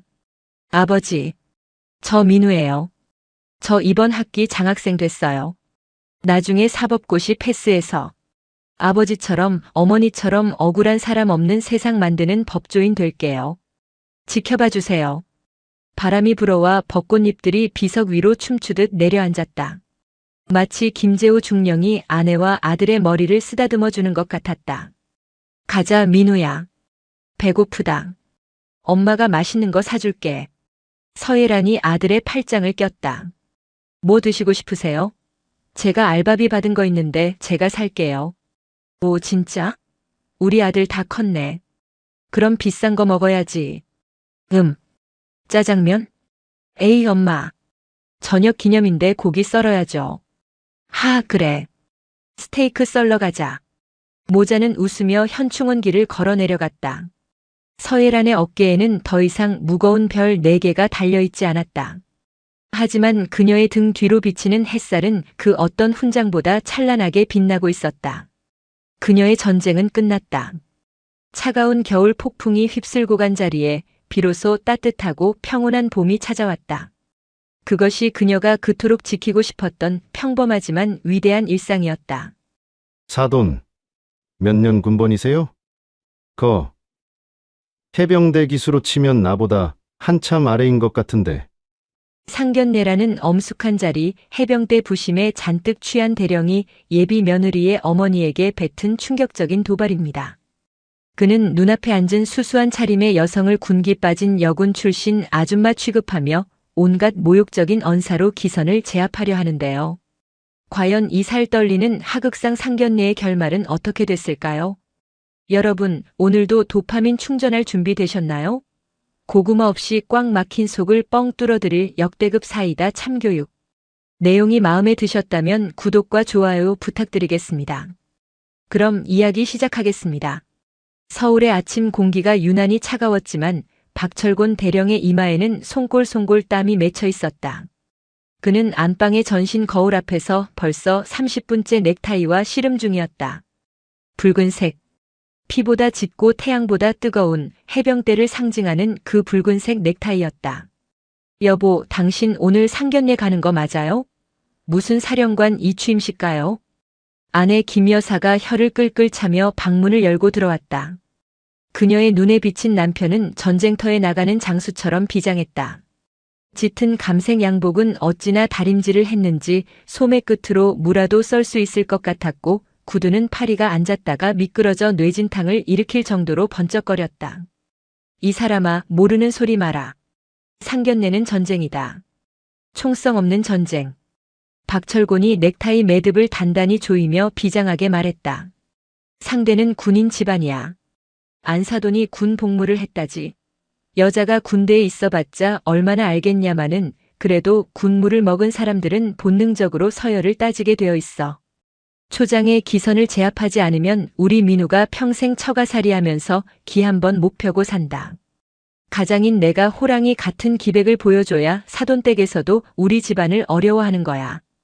박철곤은 해병대 학사장교 출신으로 30년 넘게 군복을 입으며 귀신 잡는 해병이라는 자부심 하나로 살아온 인물이었다. 연대장 시절 그는 병사들 사이에서 미친 독사로 불렸다. 훈련 때마다 직접 진흙탕을 구르고 한겨울에 알통 구보를 시키며 정신력을 강조하던 그였다. 지금은 국방부 정책실 파견 근무로 잠시 야전을 떠나 있었지만 그의 영혼은 여전히 포항 앞바다의 거친 파도 속에 있었다. 거실로 나오자 아들 박민우 대위가 소파에 앉아 마른 세수를 하고 있었다. 육군사관학교를 졸업하고 현재 전방사단에서 중대장으로 근무 중인 민우는 아버지의 유난스러운 해병대 사랑에 진작부터 질려있는 상태였다. 민우야. 박철곤의 굵은 저음이 거실을 울렸다. 민우가 용수철처럼 튀어올랐다. 예, 아버지. 복장이 그게 뭐냐? 넥타이가 삐뚤어졌다. 육군은 이래서 안 돼. 각이 안 살잖아, 각이. 정신 상태가 해이해졌다는 증거다. 박철곤이 성큼성큼 다가와 아들의 넥타이를 거칠게 잡아당겼다. 민우는 숨이 막히는 것을 참으며 아버지를 바라보았다. 아버지, 제발요. 오늘 지은 씨 어머님 뵙는 자리잖아요. 그냥 편안하게, 네. 제발 평범한 아버지처럼 해주시면 안 돼요? 지은 씨 어머님 혼자 나오시는 거라 많이 긴장하실 텐데 아버지가 그렇게 군기 잡으시면 분위기만 어색해져요. 어허, 자식놈이 어디서 말대꾸야. 내가 내기 살려주려고 이러는 거다. 듣자 하니 사돈어른은 일찍 돌아가시고 안사돈 혼자 딸을 키우셨다며? 거기다 군 출신이고. 보통 기 센 여자가 아닐 거다. 내가 아버지로서 그리고 군 선배로서 딱 중심을 잡아줘야 내가 장가가서도 대우받는 거야. 알았어? 박철곤은 자신의 왼쪽 가슴 양복깃에 달려있는 금색 배지를 손가락으로 툭툭 쳤다. 해병대 앵카. 독수리와 별 그리고 닻이 어우러진 그 황금빛 문양은 그의 자존심이자 정체성이었다. 그리고 너 명심해라. 해병대는 앉으면 이빨, 서면 짜세, 돌아서면 긴바이다. 오늘 아버지가 화려한 이빨로 사돈댁 혼을 쏙 빼놓을 테니까 넌 그냥 가만히 있어. 박철곤은 현관 신발장에서 구두 주걱을 꺼내 들었다. 거울 속에 비친 그의 눈빛은 이글거리고 있었다. 오늘 상견례 장소는 용산에 있는 국방 컨벤션 센터 근처의 최고급 한정식집이었다. 군인 공제회 할인이 되기도 했지만 무엇보다 국방부 근처라는 지리적 이점이 박철곤의 권위를 세워주기에 안성맞춤이었다. 엘리베이터가 내려가는 동안 박철곤은 끊임없이 입을 풀었다. 마이크 테스트. 하나, 둘, 셋, 넷. 필승. 좁은 엘리베이터 안이 그의 목소리로 쩌렁쩌렁 울렸다. 김 여사는 고개를 돌려버렸고 민우는 깊은 한숨을 내쉬며 닫히는 문에 비친 자신의 처량한 모습을 바라보았다. 오늘의 상견례가 피바람이 불 것 같은 불길한 예감이 뇌리를 스쳤다. 아버지는 모른다. 지은 씨가 자기 어머니에 대해 이야기할 때마다 묘하게 말을 아꼈다는 사실을. 그리고 지은 씨의 눈빛 속에 담겨있던 설명하기 힘든 단단함이 어디서 왔는지에 대해서도. 지하 주차장 검은색 대형 세단에 시동이 걸렸다. 엔진 소리가 맹수의 울음소리처럼 낮게 깔렸다. 박철곤은 운전대를 잡으며 비릿한 미소를 지었다. 자, 가자. 적진을 향해 돌격. 그것은 상견례가 아니라 적의 고지를 점령하러 가는 지휘관의 출정식이었다. 국방부 인근은 주말임에도 불구하고 묘한 긴장감이 감돌았다. 제복을 입은 군인들이 오가고 담장 너머로는 거대한 국방부 청사가 위압적으로 솟아있었다. 박철곤은 익숙한 솜씨로 한정식집 발렛 파킹 구역에 차를 댔다.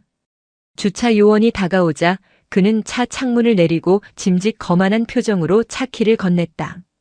차 조심해. 범퍼에 흠집 하나라도 나면 자네 월급으로도 못 막아. 아, 네. 알겠습니다. 어서 오십시오. 주차 요원의 깍듯한 인사를 뒤로하고 박철곤은 가족들을 이끌고 식당 입구로 향했다. 입구에는 예약자 명단이 적힌 칠판이 세워져 있었다. 12시 매화실 박철곤 대령님 상견례. 자신의 이름 뒤에 붙은 대령이라는 두 글자가 박철곤의 어깨를 더욱 으쓱하게 만들었다. 그는 칠판을 툭 치며 민우를 돌아보았다. 봤냐? 사회에서도 이 계급장이라는 게 먹히는 거야. 내가 예약할 때 일부러 관등 성명을 댔지. 그랬더니 제일 좋은 방으로 빼주더구나. 이게 다 아버지가 쌓아온 덕이다. 민우는 쓴웃음을 지으며 고개를 끄덕였다. 사실 이 식당은 군인들이 주 고객이라 계급을 밝히는 게 흔한 일이었지만 굳이 아버지의 기분을 망칠 필요는 없었다. 안내를 받아 들어간 매화실은 고풍스러운 인테리어로 꾸며져 있었다. 창밖으로는 잘 가꿔진 정원이 보였고 은은한 가야금 산조가 스피커를 통해 흘러나오고 있었다. 약속 시간은 12시. 현재 시각은 11시 50분이었다. 우리가 10분 일찍 도착했군. 군인의 생명은 시간 엄수지. 5분 전 대기. 이게 기본이야. 박철곤이 상석인 안쪽 자리에 털썩 앉으며 말했다. 김 여사와 민우도 자리에 앉았다. 박철곤은 물 한 잔을 들이키며 문 쪽을 주시했다. 그는 머릿속으로 시뮬레이션을 돌렸다. 문이 열리고 안사돈이 들어온다. 쭈뼛거리며 들어오는 그녀를 향해 자신이 먼저 인자하면서도 위험 있는 미소를 던지며 악수를 청한다. 그녀는 대령의 계급장과 풍채에 압도되어 어쩔 줄 몰라 하고 나는 그런 사돈을 넓은 아량으로 감싸준다. 완벽한 시나리오였다. 55분이 되자 드르륵 하고 미닫이 문이 열렸다. 안녕하세요. 먼저 와 계셨네요. 상냥한 목소리와 함께 며느리 될 김지은이 먼저 들어왔다. 단정한 원피스 차림의 지은은 긴장한 기색이 역력했다. 그리고 그 뒤로 오늘의 또 다른 주인공인 지은의 어머니 이지선이 모습을 드러냈다. 박철곤의 눈이 매처럼 이지선을 훑었다. 첫인상은 실망과 안도가 교차했다. 그녀는 지극히 평범했다. 아니, 평범하다 못해 조금 초라해 보이기까지 했다. 색이 바랜 듯한 베이지색 니트 카디건에 펑퍼짐한 면바지. 화장기 하나 없는 얼굴에는 세월의 주름이 자글자글했고 머리는 검은색 고무줄로 대충 묶어 올린 상태였다. 손에는 명품 백 대신 낡은 천가방이 들려 있었다. 군 출신이라더니 제대한 지 한참 돼서 군기라고는 다 빠져버린 동네 아줌마로군. 박철곤은 속으로 쾌재를 불렀다. 상대는 전혀 위협적이지 않았다. 기가 세 보이기는커녕 목소리 한 번 크게 내면 주눅 들어서 눈물이나 짤 것 같은 유약한 인상이었다. 그는 자리에서 일어나며 짐짓 호탕하게 웃었다. 아이고, 어서 오십시오. 사돈 어른 되실 분이시군요. 박철곤입니다. 그가 소뚜껑만 한 손을 내밀었다. 이지선은 잠시 그 손을 바라보더니 조심스럽게 맞잡았다. 그녀의 손은 따뜻했지만 거칠지 않았다. 네, 안녕하세요. 지은이 어미 되는 이지선입니다. 초면에 신뢰가 많습니다. 목소리마저 작고 나긋나긋했다. 박철곤은 소나귀에 힘을 꽉 주며 위아래로 강하게 흔들었다. 일종의 기싸움이었다. 이지선은 미간을 살짝 찌푸리는 듯 하더니 별다른 저항 없이 그의 손짓에 따라 흔들렸다. 앉으시죠, 앉으시죠. 여기 상석으로 모시겠습니다. 박철곤은 자신이 주인이라도 되는 양자리를 배정했다.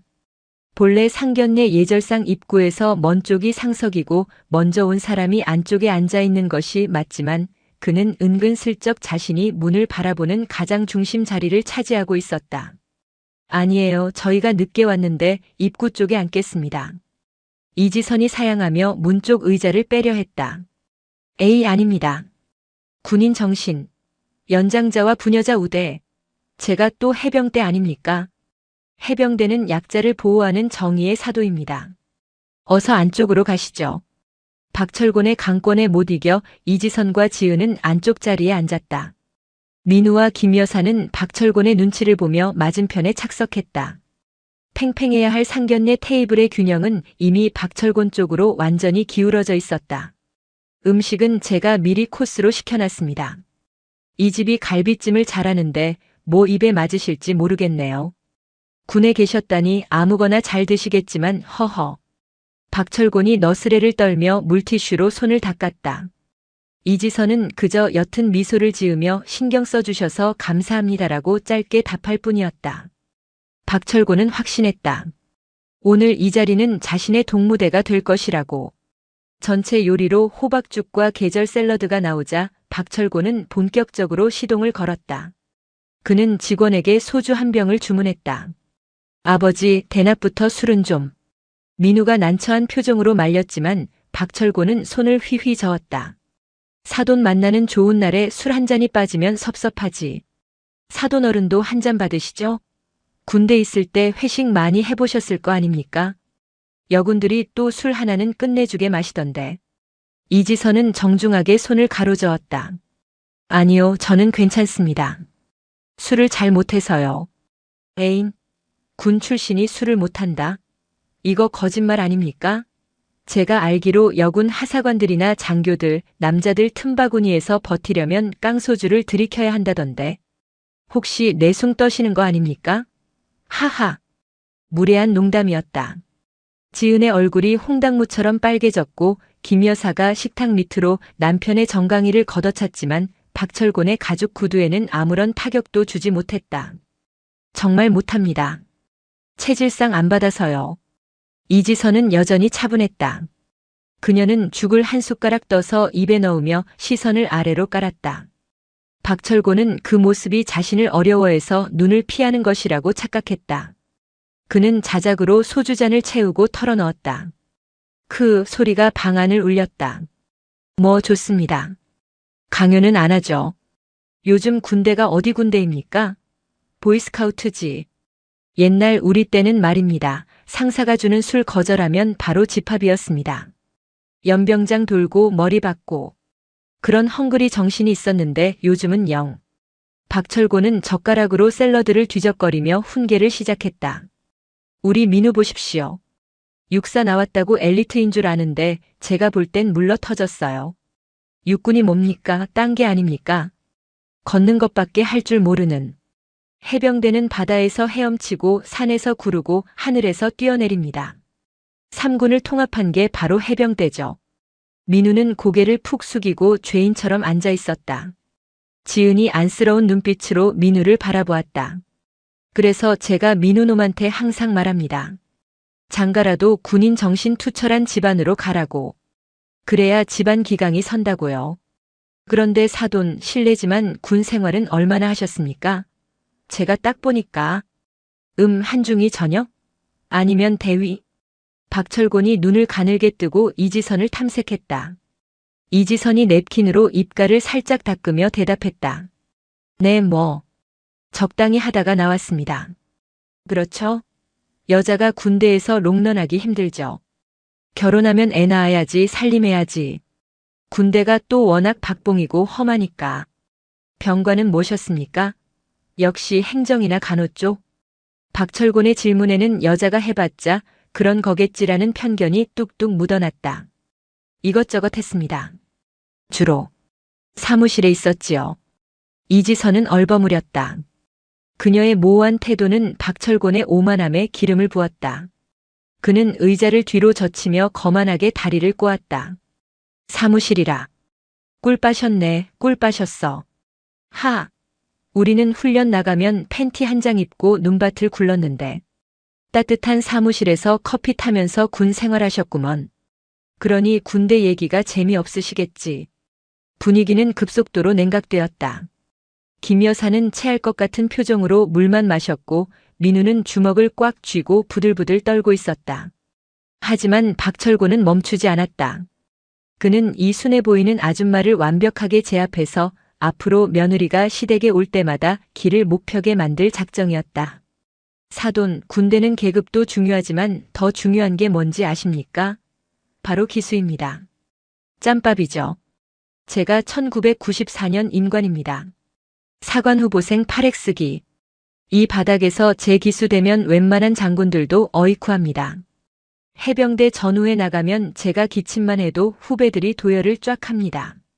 그는 붉은 넥타이를 매만지며 턱을 치켜들었다. 그래서 말인데 족보 정리 한번 하시죠. 어차피 사돈지간에 딱딱하게 굴 필요 없잖습니까? 사돈은 임관이 언제십니까? 뭐, 해병대 기수 이런 건 아니실 테고. 지은이 참다 못해 아버님 식사하세요라고 끼어들었지만 박철곤은 들은 척도 하지 않았다.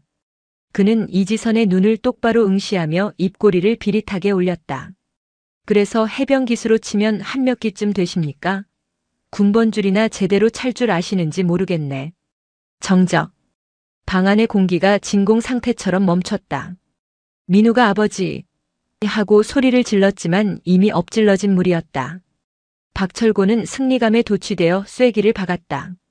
제가 한참 선배인 것 같은데 앞으로 저를 사돈어른 말고 박 대령님 아니면 오빠라고 부르셔도 됩니다. 흐흐. 농담입니다. 농담. 그 순간이었다.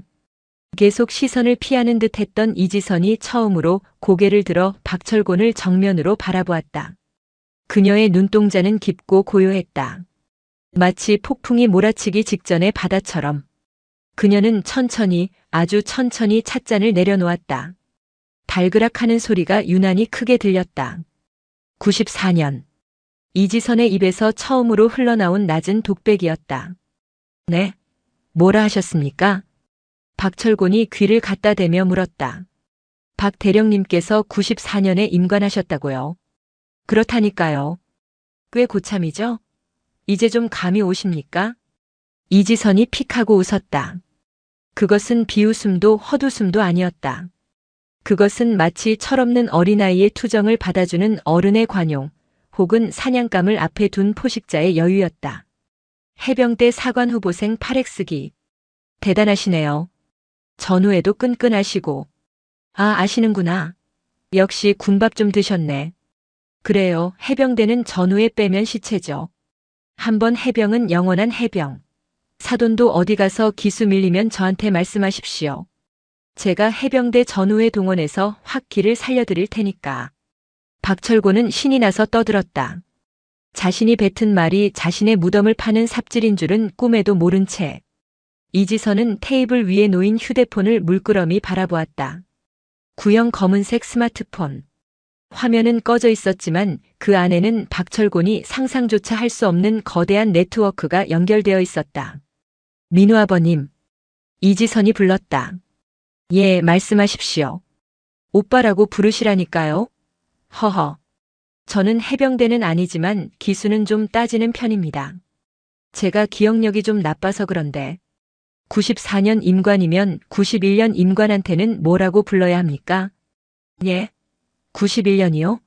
아, 뭐 당연히 선배님이죠. 하늘 같은 선배님. 3년 차이면 말도 못 붙입니다. 왜요? 아는 사람 중에 91년 군번이라도 있습니까? 박철곤이 쌈을 싸먹으며 대수롭지 않게 물었다. 이지선은 옅게 미소 지으며 찻잔을 다시 입으로 가져갔다. 네. 아주 잘 아는 사람이 하나 있어서요. 그때였다. 징. 테이블 위에 얌전히 놓여있던 이지선의 휴대폰이 거칠게 몸을 떨었다. 벨소리도 아닌 묵직하고 위압적인 진동 소리였다. 액정 화면의 발신자 정보는 뜨지 않았다. 오직 붉은색 글씨로 보안회선, 긴급이라는 문구만이 깜빡거리고 있었다. 박철곤은 쌈을 입에 넣으려다 멈칫했다. 일반적인 전화가 아니었다. 저런 화면은 그도 군 생활 30년 동안 몇 번 보지 못한 것이었다. 전화. 안 받으십니까? 박철곤의 목소리에서 자신감이 한꺼풀 벗겨져 나갔다. 이지선은 천천히 휴대폰을 집어들었다.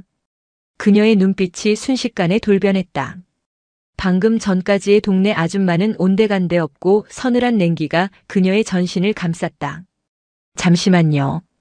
그녀가 통화 버튼을 눌렀다. 통신보안. 이지선입니다. 이지선의 목소리는 낮았지만 테이블 맞은편 박철곤의 고막을 파고드는 명료함이 있었다. 숟가락을 든 채 굳어버린 박철곤은 본능적으로 불길한 기운을 감지했다. 저 말투는 동네 아줌마가 개모임 전화를 받을 때 쓰는 말투가 아니었다. 수십 년간 지휘 계통에 몸담은 사람만이 낼 수 있는 군더더기 없이 핵심만 찌르는 지휘관의 톤이었다. 전화기 너머의 소리는 들리지 않았지만 이지선의 응답은 짧고 간결했다. 현 시간부로 비상소집인가? 알겠다. 정보 상황실 개방하고 화상 회의 라인 열어.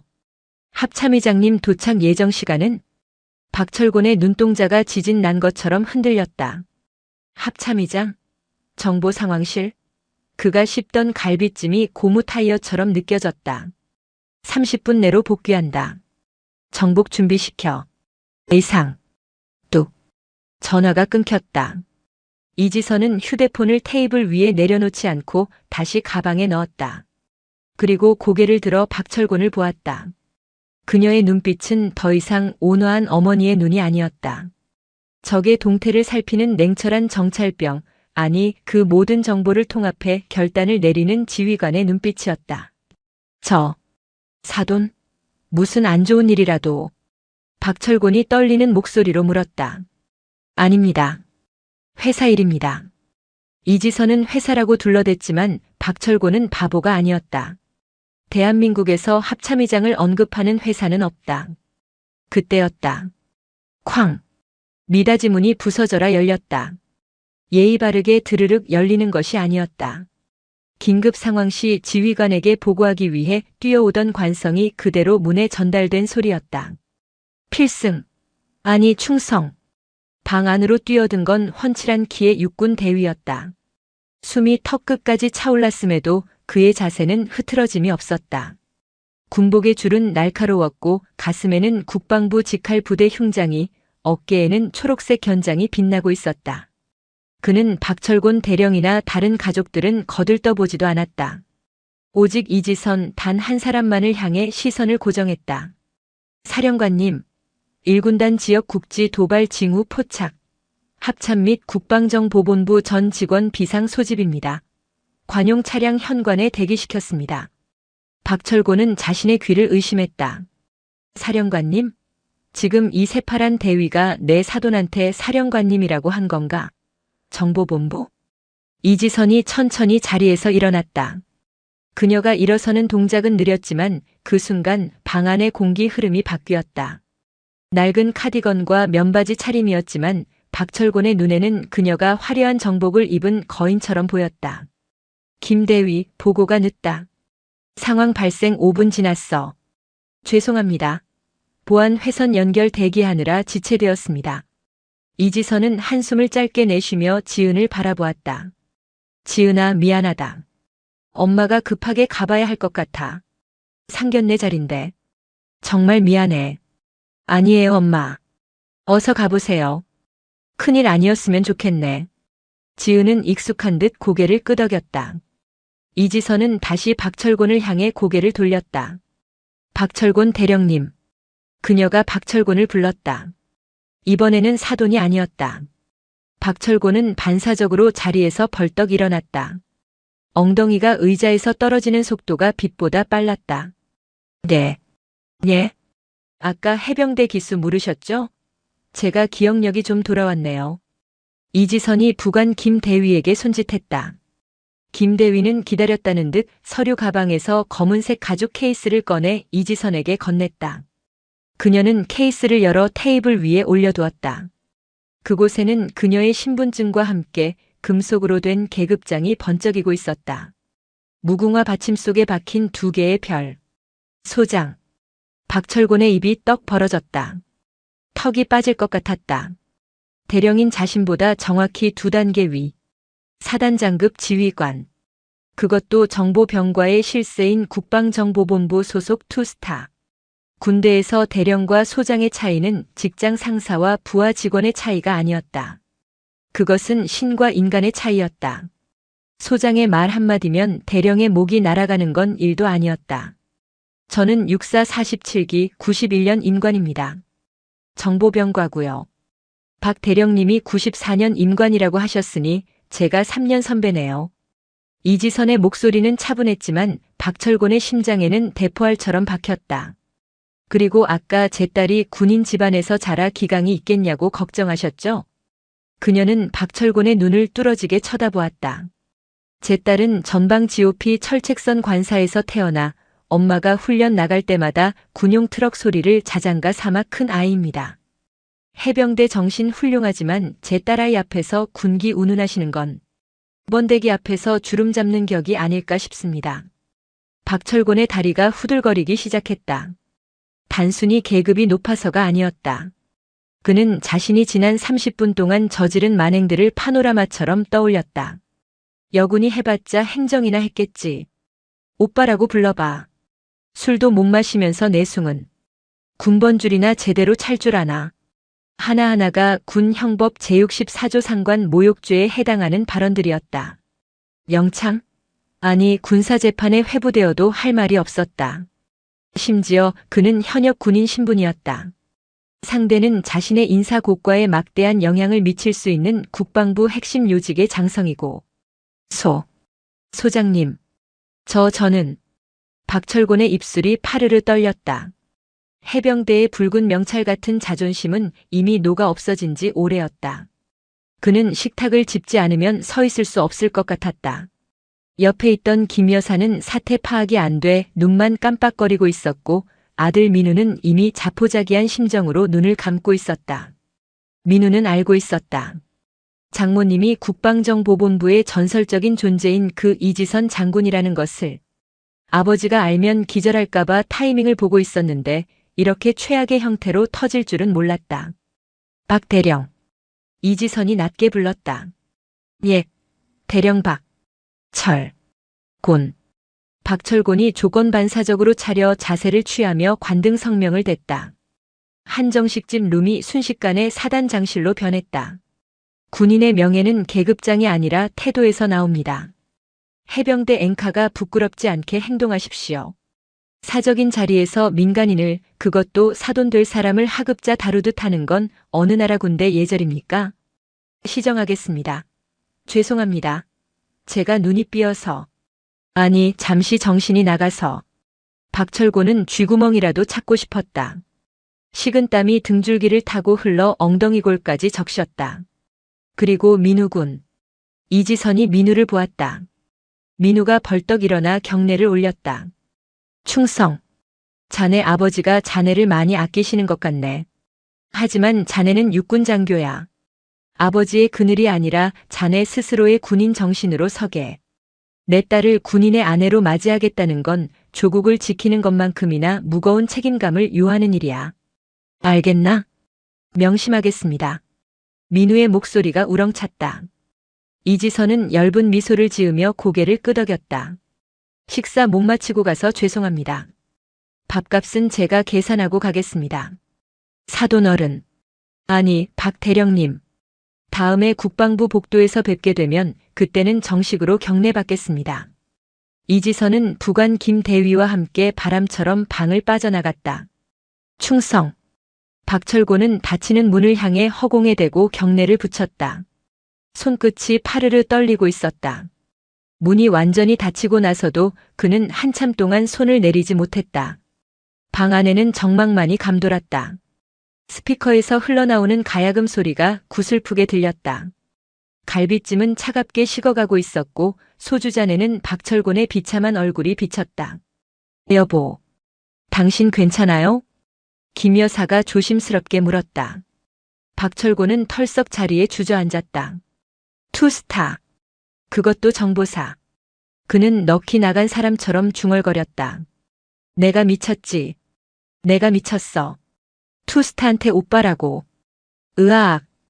박철곤이 머리를 감싸쥐고 책상에 엎드렸다. 쪽팔림과 공포가 쓰나미처럼 밀려왔다. 국방부 정책실에서 근무하다 보면 정보본부와 마주칠 일이 수두룩했다. 당장 다음 주 월요일 합동회의가 있었다. 그는 이지선의 얼굴을 어떻게 봐야 할지 눈앞이 캄캄했다. 이지선이 떠난 후에 식사 자리는 초상집 분위기였다. 아니, 초상집보다 더했다. 적어도 초상집에는 육개장이라도 넘어가는 목구멍이 있지만 박철곤의 목구멍은 꽉 막혀 물 한 모금도 넘어가지 않았다. 코스 요리가 줄줄이 들어왔다. 신선로, 대하구이, 갈비찜. 평소라면 박철곤이 역시 한국 사람은 밥심이지 하며 먹어치웠을 사내 진미들이었지만 지금은 그저 고문 도구처럼 보였다. 아버지 식사 하세요. 민우가 조심스럽게 권했다. 너는 알고 있었냐? 박철곤이 퀭한 눈으로 아들을 노려봤다. 말씀드리려고 했는데 아버지가 계속 말씀하셔서 타이밍을 못 잡았어요. 그리고 지은 씨가 어머니 계급 밝히는 걸 별로 안 좋아해서. 야 이놈아. 그래도 힌트는 줬어야지. 내가 지뢰밭인 줄 모르고 탭댄스를 추고 있는데 그걸 보고만 있었냐? 박철곤이 억울함에 가슴을 쳤다. 하지만 누구를 탓하랴. 본인이 말을 끊고 본인이 무시하고 본인이 잘난 척한 결과인 것을. 어쩐지. 아까 전화 받을 때 포스가 장난이 아니더라니. 김 여사가 혀를 찼다. 당신도 참 주책이에요. 그냥 얌전히 밥이나 먹지 왜 거기서 해병대 기수는 들먹여가지고. 나 참 부끄러워서 원. 아 조용히 해. 당신이 내 마음을 알아? 난 우리 집안 기 좀 살려보려고. 박철곤의 목소리는 기어들어갔다. 기를 살리기는커녕 집안의 기둥뿌리까지 뽑아버린 셈이었다. 그때 직원이 들어와 계산서를 내밀었다. 저기 아까 나가신 분께서 결제 다 하고 가셨습니다. 그리고 이거 전해드리라고 하셔서요. 직원이 건넨 것은 작은 메모지였다. 박철곤은 떨리는 손으로 메모지를 받아들었다. 간결하고 힘있는 필체로 딱 한 문장이 적혀 있었다. 해병대 8X기 박철곤 대령님, 밥값은 선배가 냅니다. 육군 소장 이지선. 박철곤의 얼굴이 다시 한번 화끈거렸다. 선배. 그 두 글자가 뼈를 때렸다.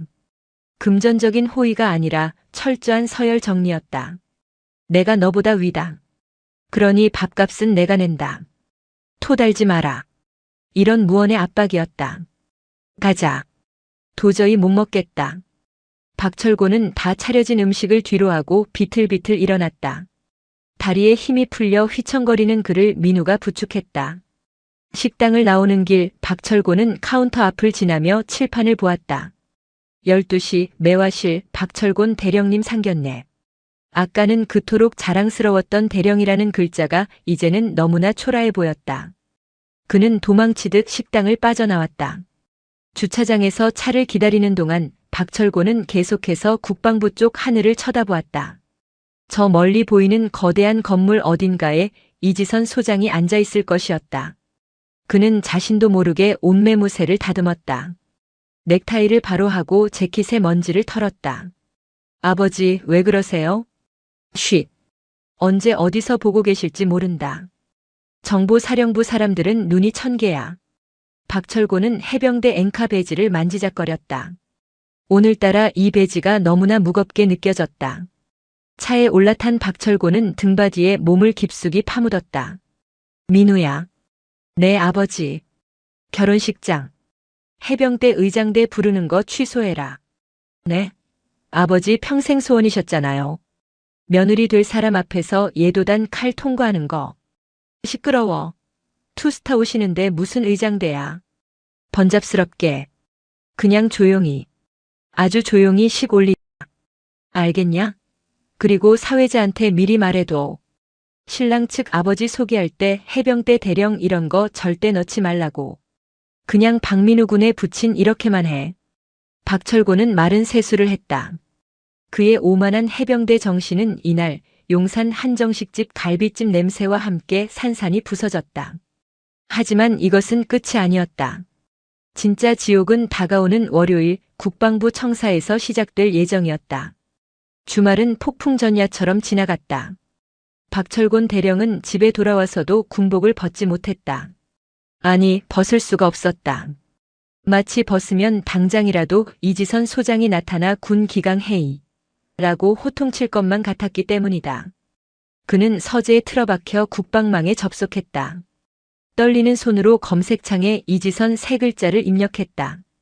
화면에 뜬 프로필은 간결했지만 그 여백이 주는 공포는 상상 이상이었다. 성명 이지선 계급 소장 소속 국방정보본부. 주요 경력 보안상 비공개 2급 비밀 취급 인가자 이상 열람 가능. 비공개.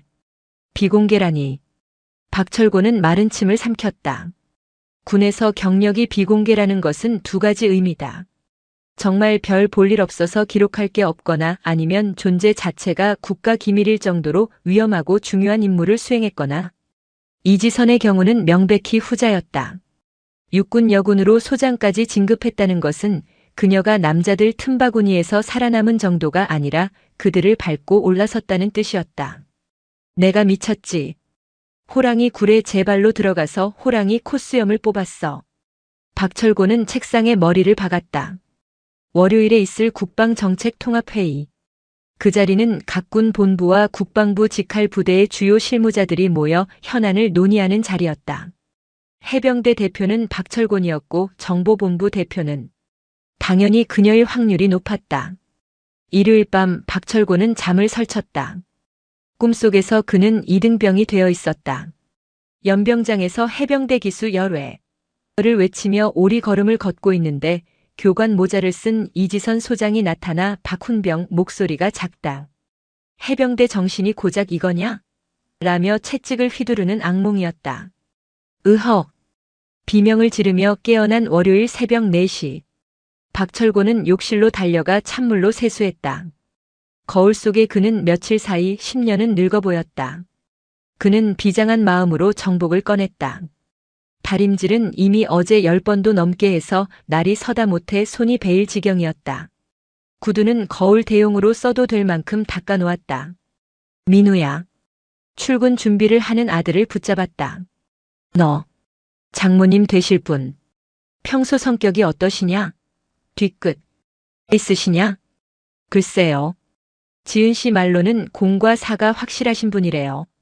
일할 때는 칼 같으신데 사적인 감정을 업무에 개입시키지는 않으신다고. 그게 더 무서운 거야. 차라리 화를 내면 낫지. 웃으면서 결제판 반려시키면 그게 진짜 지옥이다. 박철곤은 우황청심한 하나를 씹어 삼키고 현관을 나섰다. 국방부로 향하는 발걸음이 도살장에 끌려가는 소처럼 무거웠다. 용산 국방부 청사대회의실. 오전 9시 정각에 시작되는 회의였지만 박철곤은 8시 20분에 도착해 자리에 앉아 있었다. 평소라면 해병대는 항상 15분 전, 아니 30분 전 집합이다라며 떵떵거렸겠지만 오늘 그의 조기 출근은 순전히 공포심 때문이었다. 행여나 이지선 소장보다 늦게 들어갔다가 찍힐까봐 두려웠던 것이다. 회의실 공기는 무거웠다. 육군, 해군, 공군 대령들이 하나둘씩 입장했다. 그들은 평소처럼 박철곤에게 박 대령, 주말 잘 보냈나? 얼굴이 왜 그리 헬쑥해? 하며 인사를 건넸다. 그냥 좀. 채에서. 박철곤은 대충 얼버무렸다. 차마 사돈이 투스타라서 체했다고 말할 수는 없었다. 8시 55분. 회의실 문이 열리고 차렷. 하는 구령 소리가 복도를 뚫고 들어왔다. 회의실 안에 있던 모든 대령이 용수철처럼 튀어올랐다. 또각. 규칙적인 구두굽 소리와 함께 이지선 소장이 들어왔다. 정복 차림이었다. 어깨에 별 2개가 형광등 불빛을 받아 섬광처럼 번쩍였다.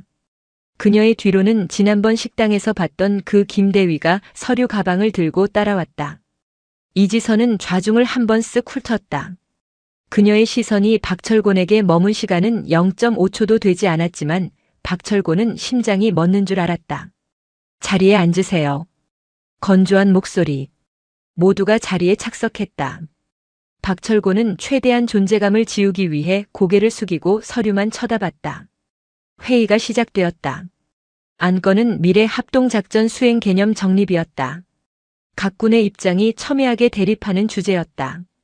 육군은 지상작전 위주를, 해군은 해상 통제권을 주장했다. 그리고 박철곤의 차례가 왔다. 다음은 해병대 의견 청취하겠습니다. 박철곤 대령님?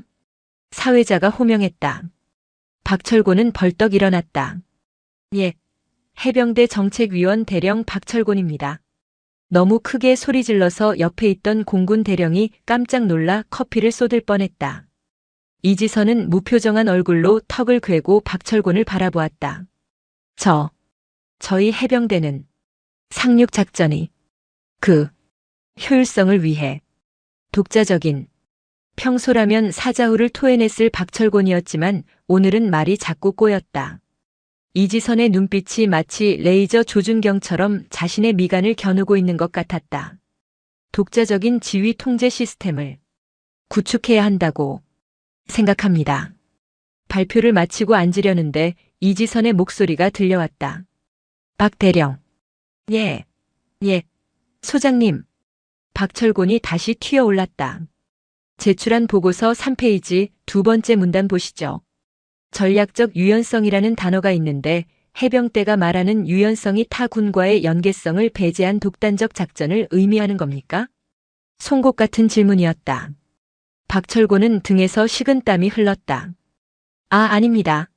연계성을 강화하는 측면에서. 그렇다면 5페이지 예산 편성안은 모순이군요. 연계성을 강화한다면서 통신 장비는 해병대 전용 규격으로 요청했습니다. 이게 뭡니까? 말 따로 행동 따로입니까? 해병대 정신이 이런 겁니까? 해병대 정신. 그 단어가 나오는 순간 박철곤의 얼굴이 시뻘개졌다. 이지선은 지난번 식당에서 박철곤이 했던 말들을 그대로 돌려주고 있었다. 그녀는 화를 내지 않았다. 그저 논리와 팩트로 박철곤의 뼈와 살을 분리하고 있을 뿐이었다. 보안에서 다시 보고하세요. 그리고 오타가 3군데나 있더군요. 군인의 기본은 디테일입니다. 안 그렇습니까? 명심하겠습니다. 시정하겠습니다. 회의 내내 박철곤은 이지선의 샌드백이었다. 하지만 아무도 그것을 이상하게 여기지 않았다. 정보본부장은 원래 깐깐하기로 유명했으니까. 오직 박철곤만이 그 질책 속에 숨겨진 사돈의 교육을 뼈저리게 느끼고 있었다. 회의가 끝나고 나가는 길 박철곤은 최대한 빨리 사라지려 했다. 그런데 누군가 뒤에서 어깨를 톡 쳤다. 박 대령님. 김 대위였다. 이지선의 부관. 사령관님께서 잠깐 차 한잔하자고 하십니다. 집무실로 오시랍니다. 박철곤의 다리가 풀렸다. 올 것이 왔구나. 영창 가는 기분으로 그는 정보본부장실로 향했다. 집무실에 들어서자 이지선은 정복 상의를 벗고 편안한 근무복 차림으로 서류를 보고 있었다. 앉으세요. 그녀가 소파를 가리켰다. 박철곤은 소파 끝에 엉덩이만 살짝 걸치고 각을 잡았다. 차 드세요. 녹차입니다. 감사합니다. 박철곤은 뜨거운 녹차를 원샷할 기세로 찻잔을 잡았다. 손이 덜덜 떨려 찻잔 부딪히는 소리가 달그락거렸다. 이지선이 서류를 덮고 안경을 벗었다. 그리고 피식 웃었다. 박 대령님, 아니 사돈어른. 긴장 푸시죠. 여기는 작전 지역 아닙니다. 네. 죄송합니다. 제가 지난번에 너무 큰 결례를. 그건 이미 밥값으로 퉁쳤습니다. 제가 부른 건 결혼식 때문입니다. 결혼식이요? 마음에 안 드시는 거라도. 아니요. 민우가 참 듬직하더군요. 우리 지은이가 남자 보는 눈은 있나 봅니다. 다만 이지선이 잠시 뜸을 들였다. 박철곤은 침을 꼴깍 삼켰다. 결혼식 날 제가 군복을 입을까 하는데 어떻게 생각하십니까? 예? 군복이요? 원래 혼주석에 여자는 한복, 남자는 양복이 관례죠. 그런데 저는 평생 군복만 입고 살아서 한복이 영 어색해서요. 그리고 박 대령님도 제복 입는 거 좋아하시지 않습니까? 박철곤은 멍해졌다. 사돈이 정복을 입고 온다? 투스타 정복을? 제가 정복 입고 가면 박 대령님 기 좀 살려드리는 겁니까? 아니면 죽이는 겁니까? 이지선의 눈에 장난기가 서렸다. 박철곤은 그제야 깨달았다. 그녀가 자신을 배려하고 있다는 것을. 해병대 부심으로 똘똘 뭉친 자신에게 육군 소장인 사돈이 정복을 입고 나란히 서준다면 그것만큼 큰 가오는 없었다. 비록 계급은 밀리지만 군인 집안 대 군인 집안으로서의 자부심을 세워주겠다는 뜻이었다. 소장님께서 정복을 입으신다면 저야 영광입니다. 저도 정복 입겠습니다. 해병대 정복. 칼각 잡아서 입고 가겠습니다. 좋습니다. 그럼 그날 뵙죠. 아, 그리고 이지선이 덧붙였다. 결혼식장에서는 충성 안 하셔도 됩니다. 사돈끼리 그러는 거 남들이 보면 웃습니다. 박철곤은 집무실을 나오며 가슴을 쓸어내렸다. 그리고 주먹을 불끈 쥐었다. 그래, 이번엔 진짜 제대로 보여주자. 해병대의 멋을. 대망의 결혼식 날. 식장은 별들의 전쟁터를 방불케 했다. 이지선의 하객으로 온 육군 장성들과 박철곤의 하객으로 온 해병대 전우회가 섞여 묘한 긴장감과 웅장함을 자아냈다. 하지만 압권은 양가 부모 입장 순서였다. 사회자가 외쳤다. 신랑 측 혼주 그리고 신부 측 혼주 입장. 문이 열리고 화려한 한복을 입은 김여사 옆에 해병대 정복을 입은 박철곤이 섰다. 그리고 그 맞은편에는 육군 정복을 완벽하게 갖춰 입은 이지선 소장이 섰다. 어깨의 견장과 가슴의 약장들이 샹들리의 조명을 받아 눈부시게 빛났다. 하객들 사이에서 탄성이 터져 나왔다. 와, 대박이다. 장모님이 투스타야? 해병대 대령이랑 육군 소장? 이 집안 건드리면 뼈도 못 추리겠네. 박철곤은 긴장했다. 수많은 눈이 자신들을 보고 있었다. 그는 이지선과 눈을 마주쳤다. 그녀가 살짝 고개를 끄덕였다. 두 사람은 나란히 버진 로드를 걸어갔다. 단상 앞에 다다랐을 때 박철곤은 사회자의 멘트에도 없는 돌발 행동을 했다. 그는 하객들을 향해 그리고 옆에 선 이지선을 향해 몸을 돌렸다. 그리고 절도 있는 동작으로 거수 경례를 올렸다. 필승. 그러자 이지선도 미소를 지으며 박철곤을 향해 경례로 화답했다. 충성.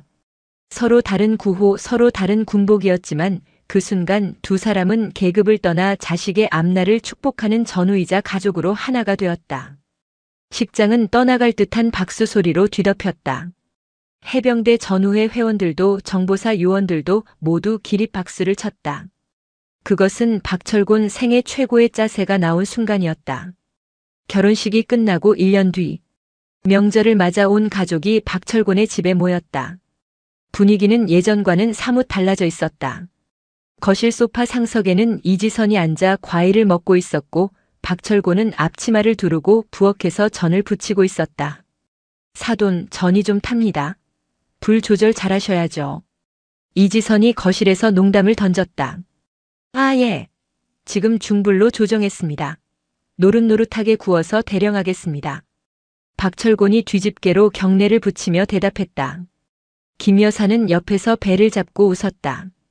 예전 같았으면 남자가 부엌에 들어가는 거 아니다라며 호통쳤을 박철곤이 이제는 자발적 취사병이 되어 있었다.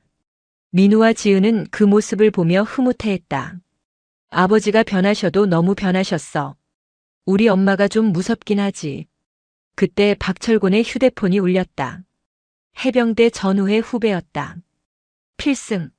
선배님, 이번 주말에 해병대 기수별 체육대회 있는데 나오십니까? 박철곤은 부엌 쪽을 힐끔 보았다. 이지선이 흐뭇하게 TV를 보고 있었다. 그는 목소리를 낮춰 소근거렸다. 야, 못 간다. 이번 주말에 사돈어른 오셔서 김장하신단다. 내가 배추 절여야 돼.